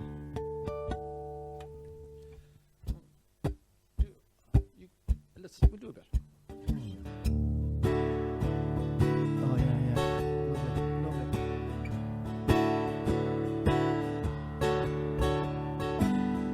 Come a little bit closer, hear what I have to say.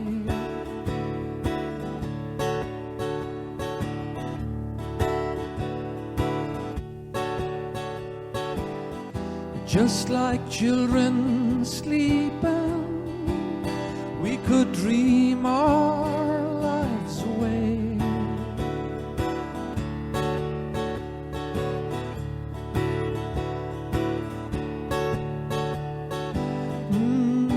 But there's a full moon rising high, and the moon hangs in the sky.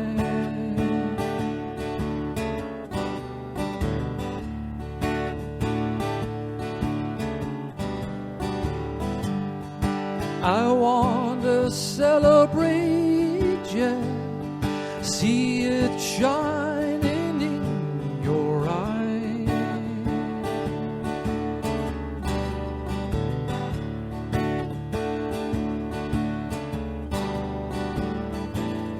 Because I'm still in love with you, I wanna see you dance again.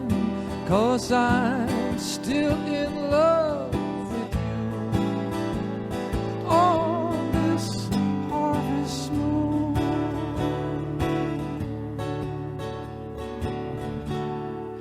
And on we go.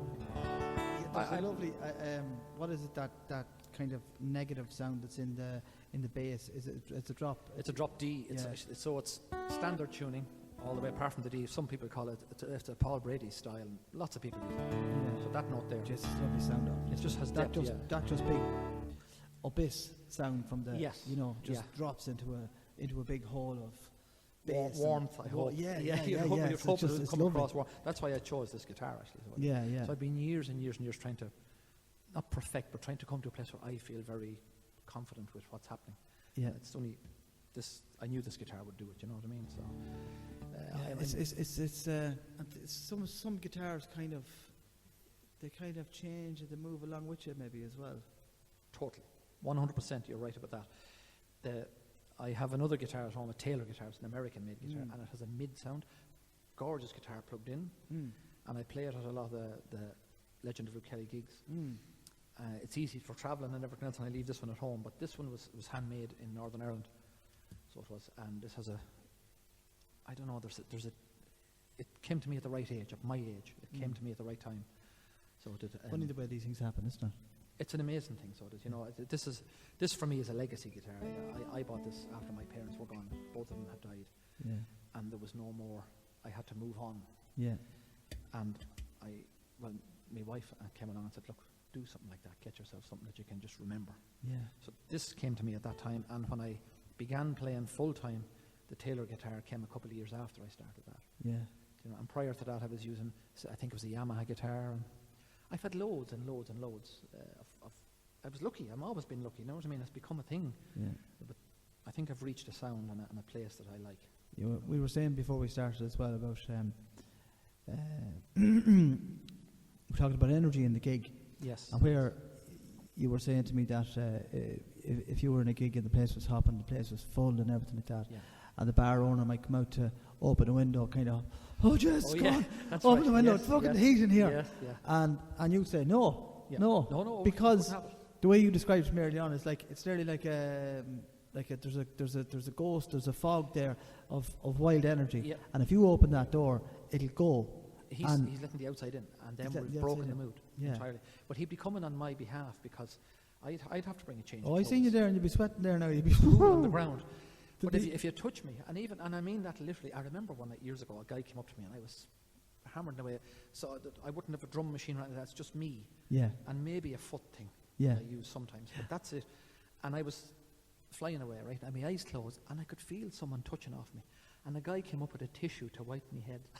And you with your eyes closed? I was going to have to be dragged off him. Will you get away from me? That's the mood I'm feeling for. I don't want to feel better about this. I want to feel this feeling. Yeah, yeah. I want to feel this heat, this intensity. Yeah. Inside my brain, sometimes when I'm playing, and I have my eyes closed and it's going full out, I'm inside wondering what I'm going to get in supervisor tomorrow. Yeah. Where I'm saying, just don't move now, Gerry. Just stay there for another minute and a half. Get that song over with. Yeah. I've a different dialogue going on, and then I could feel this guy. It was like touching a submarine or something, saying, "Oh, there's something in there. What's that?" Yeah. But he threw me off. Well, it's like putting a negative charge onto something. You know what I mean? You can't. Yeah. He just it just knocks you out of circuit. That's exactly what I'm trying to say. He threw me. He might as well have just pulled out the plug. But it was funny. We were before we started. We were just talking about different gigs, and I remember, as I mentioned to you there, there's two particular gigs locally, in Shaw's and in Jack Quinn's, and you'd be going in to start the gig, and as you're starting the gig, you're bringing in the gear. It's about 7 o'clock in the evening, on a Sunday evening, and whoever's working in there has got a big scuttle of coal, and they're just throwing a fresh sup on the fucking fire. Oh, nothing as bad as a winter gig. Is there? Yeah, I couldn't handle a winter gig myself. I remember one time bringing a full-size fan out with me. Yeah, I have one. In winter. Yeah, oh yeah. Well, in winter. I'd be the same. And when I worked in Portugal in the summer months, like from August and July, I'd have a fan on me full blast. Yeah. And if that fan stopped, I couldn't play because you sweat too much. You would of course, where you were and everything like that in those countries. Well, it could be 40 degrees at night time. Exactly. No, you're getting hard to breathe at that stage. Yeah, and then all of a sudden you're back in Ireland and you're in whatever pub. Yeah. Your back is in the summer. It's and fucking 40 degrees again. Oh, 100%. I know it of all. So I do. And you'd always have to have your dinner before you go, because when you go into the place, there's always a lovely smell of dinner, but it's gone. It's over. It's over. There's nothing for you. I know all about it as well. So but they're the pub style gigs, and they're the lifeblood of so much music in this country, and so many people like you or me or anybody else. They're the things that knits musicians together. Yeah. Being able to play those kind of gigs, the imperfection of it all. Music is not necessarily about being on a big stage or being famous or anything else. Music is about being a musician, producing music out of your body. Yeah. That's, for me, is the goal. And I've had to learn that, you know what I mean? Since my earliest looking at your man, Christy Moore. What do you think about, I was watching the Late there on Friday. It was the country show, and it's good, so it's good. I got to watch some of it. But you see all these country stars singing cover songs of great songs, and they seem to look for a song that'll, cast them up into the sky. They're looking for a hit. Yeah. They're looking for a hit. The show started with Declan Early, "Stop the World and Let Me Off." Yeah. And that song is synonymous with him, and catapulted him up to the level that he's at and has been for a long time. And similar musicians have been lucky enough to catch the same thing. Yeah. Nathan Carter with "Wagon Wheel," that's right. Another one. And it's funny how I spoke to somebody yesterday about this, about, you know, how one song can... Have you heard that song that's out lately, The Richmond of Richmond? No, I haven't. It's on YouTube. It's a song, a guy from Tennessee playing the guitar on his own in the back garden. He's talking about how the governments are trying to... You know, there's conspiracy theories built into the song about how the government's trying to keep people oppressed and this kind of thing, and that's the general oversight of the song. Yeah. At the moment, that song is out now, probably about maybe 2-3 months, and it's at about 100 million hits on YouTube. You know, and that guy's just gone. You know, viral, isn't that what they call it? Yeah. It's gone viral, and they were talking about. Somewhere there was an interview where he was talking about the gigs, the price of the tickets for the gigs, and he thought that the price of the ticket should be $20-30. Yeah. But the promoters and all the guys, all the vultures were coming in after him, and they were putting the prices up to 100 and 200 if you wanted VIP and all that. Right. And he said, "Fuck this! I'm bringing this gig to a different venue, and I'm going to charge the people $20." And a lot of musicians have that sort of thing, and then other guys don't. They just want to get the money and as much money as they can. That's like very true. The other end of that spectrum that jumps to mind is Garth Brooks and Croke Park. Yeah. Jesus Christ. I know. Yeah. Did you go up to it? I didn't go to it. I've never seen Garth Brooks. Have you not? It's not a music that I would follow. You see, that's the thing. I would be listening to another style entirely of music. I appreciate it, and I actually did a tour with. I went around Ireland with Trevor Smith's very good band. Yeah. The Friends in Low Places. Yeah. That was great, and I knew Ken was the guitarist in the band, of course. And I knew what did you do with them, or what was your... Myself and Emmett Vaughan, we had a bluegrass thing going on at the time, so we were playing some kind of Gillian Welch songs and stuff like that, and we were writing our own stuff. So I was good pals with all the boys, and we just said, "Look, do you want to come and open for us someday? We need an open act. Would you like to come and do it?" So we did 1 or 2 gigs in Dublin or something. We did Vicar Street, and he said, "Look, we're doing an Irish tour. If you want to come on, it'll just kind of cement the gig together, and it'll be a bit of exposure for you." You know what I mean? It wasn't Yeah. None of these things are big money making things. They're not. Yeah. But anyway, we did it, and we had a whale of a time doing that. And the country music scene is where it's happening in this country. Yeah. There's no doubt about it. I call it interactive music because it involves a crowd. Oh yeah. I find that some of my songs can be sung when you're alone, but if you want to have a great night out in country music, you need a crowd. You know, that's not a bad thing or anything like that, but all the bands that are out there now, the Whistling Donkeys and all that, they have a country aspect to them. They wouldn't be Garth Brooks, but they have a country, the drums and stuff, singing what I would consider to be ballads and folk. It would have been when I was much younger. Well, you look at the versions of, as we were talking about earlier on, about Beeswing, where it's to the point where it's nearly turned into a jive. It's nearly turned into a jive now, you know. And it loses its meaning. Yeah. Like I sang it there maybe 2 weekends ago, and everybody was dancing. I think I played a few jives, and then they were like, "Will you play Beeswing?" And I was like, "It's not going to work now. It's not going to work." Yeah. Do you know when somebody asks you for a song and you're like, "That's not going to work. It's going to fuck everything up here now." No matter what you do, it's not going to work. Yeah. But you can't. It's hard to tell. Like people will say, you know, the place is hopping, everything's going grand, and then the girl will come up and she say, "Will you play Grace?" And she'll be adamant about it. Yeah. You know. And you might not want to do it at that point. No. So that's where you do need a little bit of a. I'll play it for you shortly now. Yeah. How do you deal with that? I tell them I'll play it for you shortly. Yeah. I'm just going to do these last few lively ones where we have people out dancing, and I'm going to slow it down now. You sit down and take a break, Mrs. or Mr. And we'll sing a couple of these songs, or I might sing Raglan Road or some of those songs that have found their way into this generation, this younger generation, into their lives. There's a big uptake now in folk songs. Recently. Yeah, great. Probably over the last maybe a year before COVID, where they've like these songs like Beeswing, Raglan Road, and Grace now. Grace folk songs almost, Grace has gone bananas, and if you've seen there as well with the huge popularity of the Wolf Tones lately, is after going bananas again. I'm delighted to hear it all. Yeah. Long may it last. You know, it's and they're singing like, you know, I'm singing those kind of songs for a long, long time. My dad, one of his favourite songs playing the piano was The Town I Love So Well. Fabulous ballad. Yeah. And I remember singing these songs years ago, and sure, people would be pay no heed to you at all. It was just another thing. I know exactly the time you're talking about now, where it was just expected almost. So what happened? I think the younger generation woke up to but they react different to songs. You know, I know myself, if I was 20, or when I was 20, I went into pubs plenty of times and people would say, you know, you should stick at the old music. That's what people would say to you, know. You should stick at that, you'll be good someday. You're a great lad at music, Gerry. You're still at it, are you? Yeah, you're not bad at that now at all. That was as much encouragement as you got.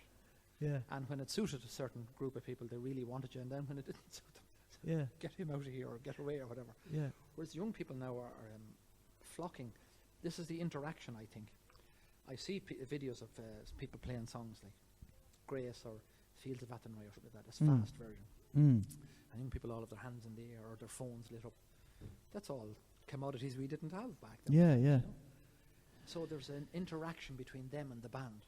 I remember a few years ago listening to, I think, well, from my memory anyway, Brooke Shields came out with a fast version, a rock version of fantastic, yeah. of The Fields of Athenry. Yes, he did. Yes, and it sounded like there was a take on it from there was an overthrow of Thin Lizzy on top of it. Well, Brooke Shields would be the right man for that job, you see. Yeah, he hung up with all those boys. Phil Lynott was his pal. And yeah.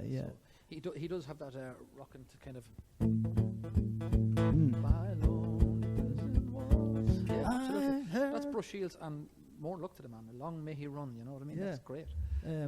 He would be a predecessor to what you're talking about now with the younger the bands like the Whistling Donkeys and all those bands who now have rocked up these songs. You know. What I mean? And then they pull the trad into it as well, so they'll have a whistle or a banjo or something. Which also very I think strong in it. You know, isn't it good? Because where would an accordion player get a job like in a rock band? It's great to be able to see that that there's musicians playing their actual acoustic instruments that way.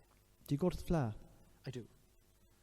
I went as an onlooker there to Mullingar. Right. So I did, and I was actually doing a couple of gigs and came back one of the nights. I was coming up from, I don't know, but I came home through Clara and I pulled into Mullingar to see what the crack was like. And it was quiet on the night that I was there. Yeah. But I used to love the Fla. I went to Listowel and all those other ones back in the 90s. And great crack. Absolutely mighty people. I went to the one in Drogheda and this one in Mullingar. Yes. Yeah. And when I was in Portugal, people used to come in from all across the country to go, Jesus. I think they were, at the time, the one was on in Derry. Big crowd from Derry came in and they kind of educated me to, I want to get to the Fla, fucking Fla's the Fla. Yeah. You know, and Drogheda was incredible. Mullingar was just, like, I'd say probably the best festival in the country. Yeah. It's the biggest anyway. It's the biggest get-together of Irish people for what they're known for, their traditions. And every pub you go into, it's pints and music. Yeah. Pints and music. Yeah. And kids there singing songs and they're sitting out. And my little one was there and she was just walking around with the jaw up and just watching all these kids playing bits and pieces of songs and everything like that. And it's great. It's wonderful to see it. The first year of the Mullingar, the Fla happens in the same town twice, 2 years in a row. Yeah. So, which is a great thing for economically and every other way. But the first year I did a gig with a virtuoso musician, absolutely superb, Nigel Davey. So myself and Nigel just rang me up and said, Gerry, I need someone to help me cover a gig on a Thursday night, will you come with me? And I had been doing gigs with Nigel on and off, so I'd be playing blues and stuff like that. Right. And Nigel is super. As a trad player and as a man to back blues or anything you want, Nigel Davey is your man, right? So myself and Nigel went, and the amount of young people, I'd say we were the oldest. I was the oldest because I'm older than Nigel. The oldest people in the whole pub, apart from the barman. Right. Everyone else was 25, 30, and the place was hopping. Without us having to try too hard to get them to do that. Yeah. This is the interaction. They're willing to go for it. You know what I mean? They're willing to take part. A lot of younger generation are. How do you find the transfer then, Gerry, from the pub, the sweat and the atmosphere into a theatre? It's a different ball game entirely. You know what you're going to do before you go on because you've got to have it rehearsed with people. So you know where you need to work hard and when you can take it easy. I found teaching myself to sit down very difficult. To sit down? To sit down, yeah, because the others sit down in the band. The piper sits down, obviously. Right. Hilary sits, she plays the bass, and she sits, and Chris sits on a higher chair. Okay. And then there's a chair there for me every night, and sure, I was jumping around like a fucking madman here in the You corner. never sit from any of the gigs I've seen you. I've never sat. And you wear the guitar high. Quite high. Yeah, yeah. So that I can get a bit of a strum an upstroke to it, yeah. A bit of speed if I need it. So I've never held it down lower, anything like that. And it's only now, I think, in the last year or so that I'm actually having to consciously say, sit down. And it doesn't matter. You don't have to stand up. It won't be a different gig if you don't stand up. So I'm learning to do that. That's a big transfer for me in my thinking, and also to just let the others do their thing. So it's not full on for me the way I was expecting it to be. I thought playing for 2 hours meant you just shut your eyes and you played for 2 or maybe 3 hours. Yeah. And that was that. But it's not like that now in pubs. So it's easier in that respect, but you have to concentrate more. How do you find then playing with when you're playing with the guys as opposed to playing with your on your own? Do you find more pressure on your own? Are you more comfortable playing on your own? I wouldn't say more comfortable playing on your own, but do you find that the other boys take some of the pressure off, or yes. How do you find that balance? I think they dissolve a lot of my intensity, that I'm willing to put into the gig. They do that. Right. They do that because, I back Joe when he's playing a tune on the flute and stuff like that. Yeah. You know? So Joe's going to do that, and I'm hearing him through my monitor. I can't sit beside him or anything like that. You know what I mean? We're on a theatre stage. Yeah. So that's different, and I'm listening to him here at my feet. I'm backing him, which is really weird. So what I'm trying to say is the energy that I was putting into appearing there, just going to the gig and everything else, I thought, this is what you do. But that was all energy I was expending doing my own thing. Yeah, yeah. And you don't need to do that. I've learned now to... you can just go and play the music. Be a bit easier on yourself. Make it easier on yourself. You don't need to kill yourself. Mm. You know, just I gave away a lot of young years there, so I did playing gigs that... Bursting yourself. Expending energy that I just didn't need to do. Yeah. But it was trying to prove to myself that I could do it, and I saw people like Christy Moore doing it and stuff like that as well. Finbar, I'd done some gigs with Finbar Fury, and Finbar is a very relaxed man. Do you know, when you're talking about energy, sometimes, and you'd know this as well, it's very easy to be drawn into the crowd, or the crowd will draw you out. Pulling the energy and out. The next thing, you're overextending your energy levels. Totally. And you're going, kind of, the rev counter is going a little bit into the red or whatever it is. That's but right. you don't give a fuck because the energy is just mad at the time, and it's really enjoyable. You're right. And then at the end of the gig, you're just like, it's after, you know, doing a heavy round of boxing, you're just fucked after. You're zonked, and you have to pack up the gear and go home and drive yourself properly as well. Yeah. And that's when the old kebabs come in late at night, because you're starving as well. So it's a vicious circle. And have a little bit of a treat here on the way home. Yeah. Well, you do. You know what I mean? Especially if you don't drink beer. I don't know how anybody does it who drinks. You know, is in any way a drinking man. But it wouldn't be comfortable to me now at all. Yeah, I'm the same. But maybe some people might have a glass of wine, and I think that's great. But I'd imagine it'd soak away some of the energy you could put into playing the gig. I certainly found that. I find that it's gone completely the opposite, where I used to be in a situation where I would have a couple of drinks. I never thought that I needed to have a few drinks to be able to be good or to be able to perform, but they'd be there anyway. And it was kind of a routine to have a few drinks. Fine, that's good. And then it would kind of create some ad-libbing and stuff like this, and a bit of messing with the crowd and stuff like that. And that was fine. But now I find that even if I have any more than 2 drinks, I don't have the quick response that I would have. Do you know? Well, it's great that you're aware of that, because you lose your edge. Oh yeah. And the edge is what you need. Yeah, it takes the edge. Now it's gone the opposite side, where it blunts the edge instead of having a sharp edge. You can't expect the butcher to have a blunt knife and do a great job. No, you know what I mean? No. So you do need to have that. So you can have a pint after the gig too if you want. You know? Oh well, it depends. Sure, you're usually driving. Sure, you couldn't be giving the guards an easy ticket for the right. It's not worth it. No, you're better off to. That day has really gone a lot of. See, when I started music as well, we often got pints. There was no money. Oh yeah. I remember a time when they said, we'll give us 4 pints each. I can remember one man telling us, we had this gig going on Sunday morning, purely an exercise in drinking. But we used to go, it was up in Dunshaughlin, and we go every Sunday morning, and the first week we went, there was 3 of us, And after about 3 weeks of that, there was 4 of us. After about 3 more weeks of that, there was 6 of us. And he was giving us pints. So this one morning anyway, there was 7 of us. And he came down and put down 7 drinks anyway, early in the morning, for us to play. We used to play between 12 and 2. Right. Remember, it used to shut at 2. Oh, yeah. From 2 to 4. So we'd do the morning time thing. And he came down and said to us, lads, it'd be cheaper to get the Dubliners to play here. Because the amount of pints he was handing over to us. Yeah. And you see, I suppose the barman thinks initially like, oh, that's great, now I'll get these lads in, you know, a bit naive or whatever, and we'll get them, we won't have to pay them now, we'll get them a few pints.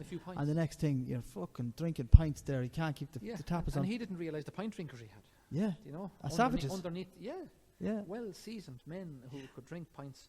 And we'd be going on to probably a gig later on, and a gig that night.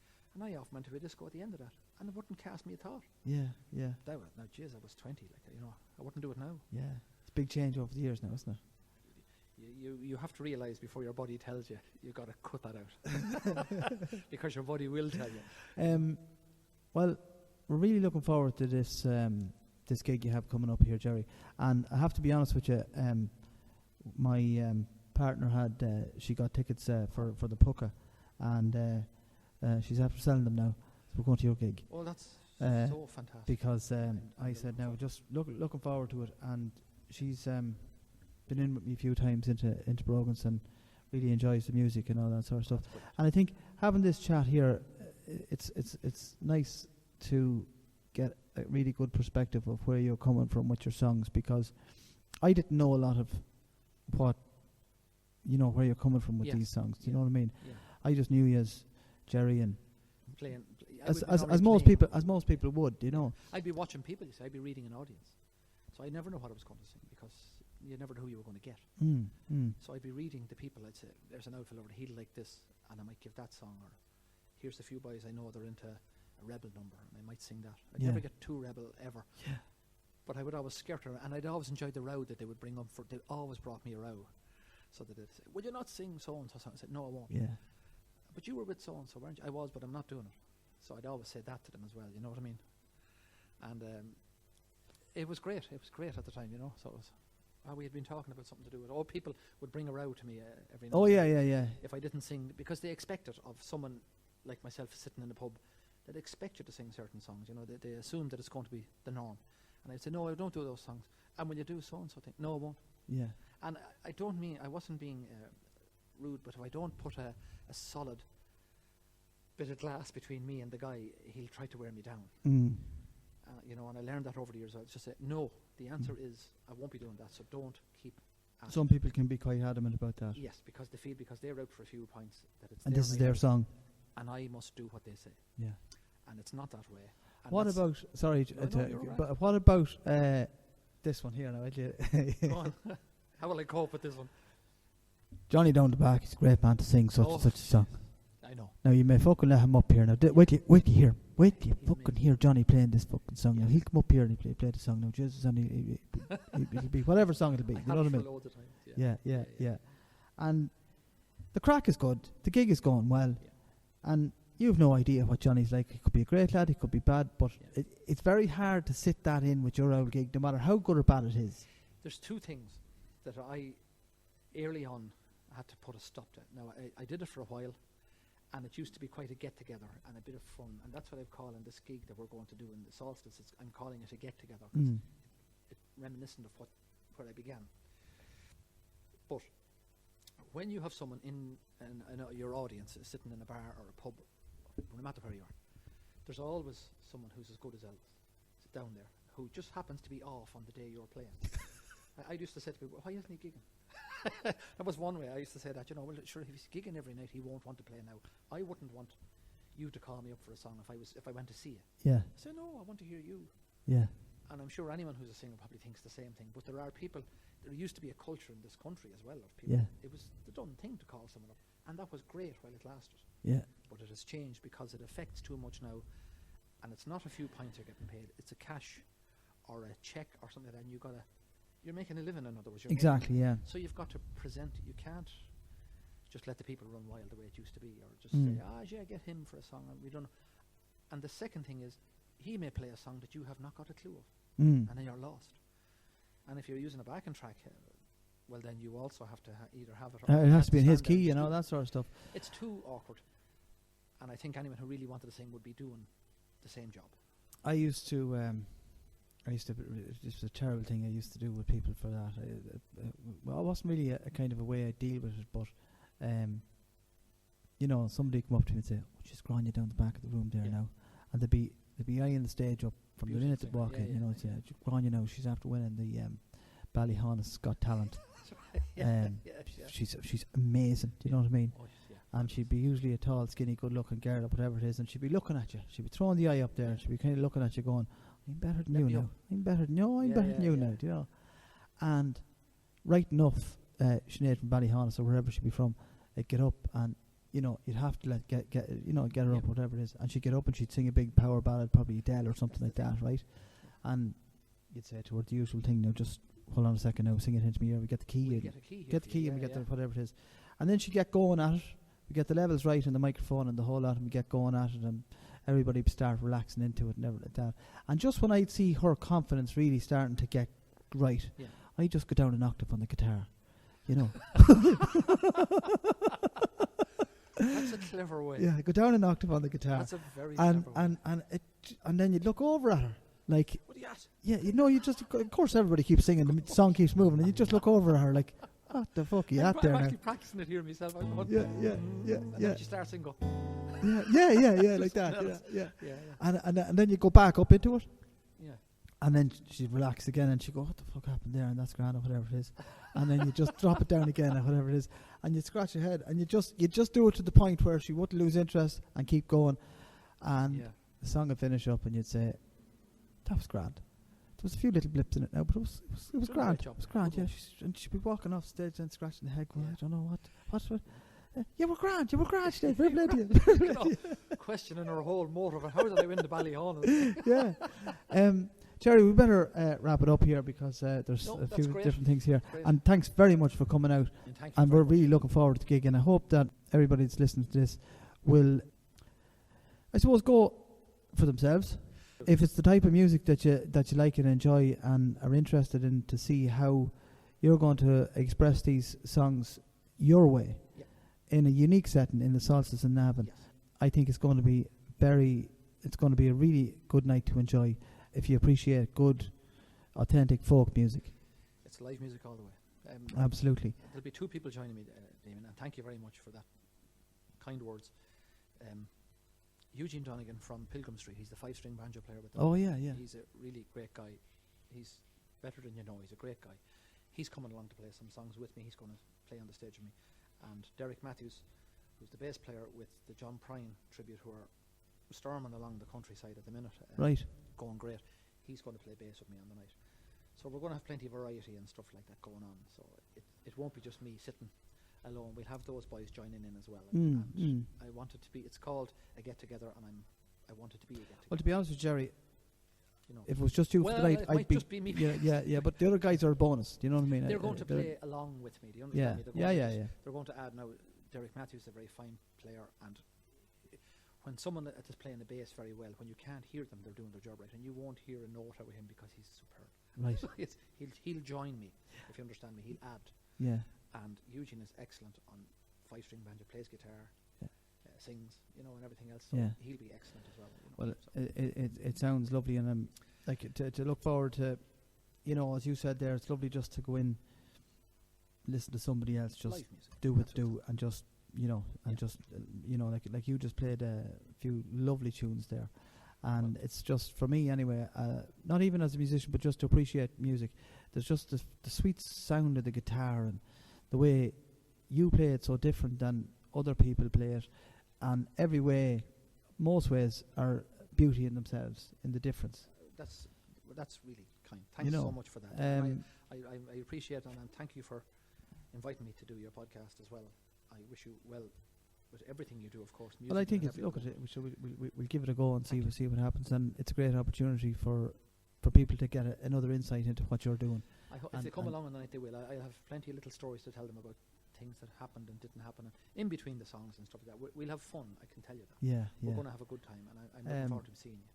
What would you like to sing? To finish up here now. Yeah. you something you like yourself? We could do it together, maybe. Um, We'll do something we know. we do Country Roads. Sure. In G, is that good for you? And we'll dedicate this song to the parents that are passed. Oh, that's a lovely idea. I love it. You don't mind. Okay, you want to play along with me? No, I'll sing with you. I'll sing with you.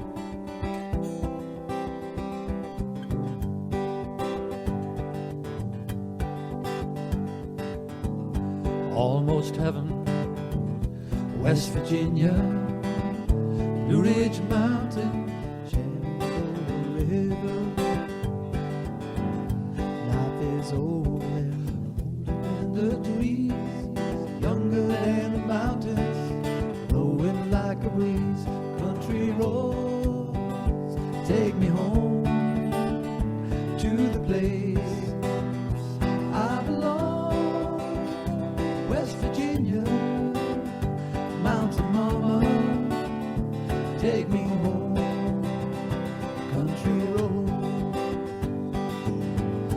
all of my memories together around her. Mine was a lady,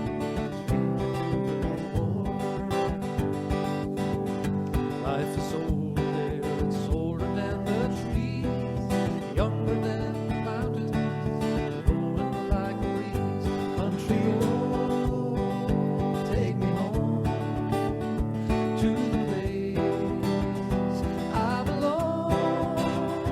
West Virginia, mountain mama, take me home. Country road. I hear her voice in the morning hour, she calls me. The radio reminds me of my home far away. And driving down the road, I get this feeling that I should have been home yesterday. Yesterday, country roads take me home to the place I belong. West Virginia, mountain mama, take me home. Country roads, take me home, down country road.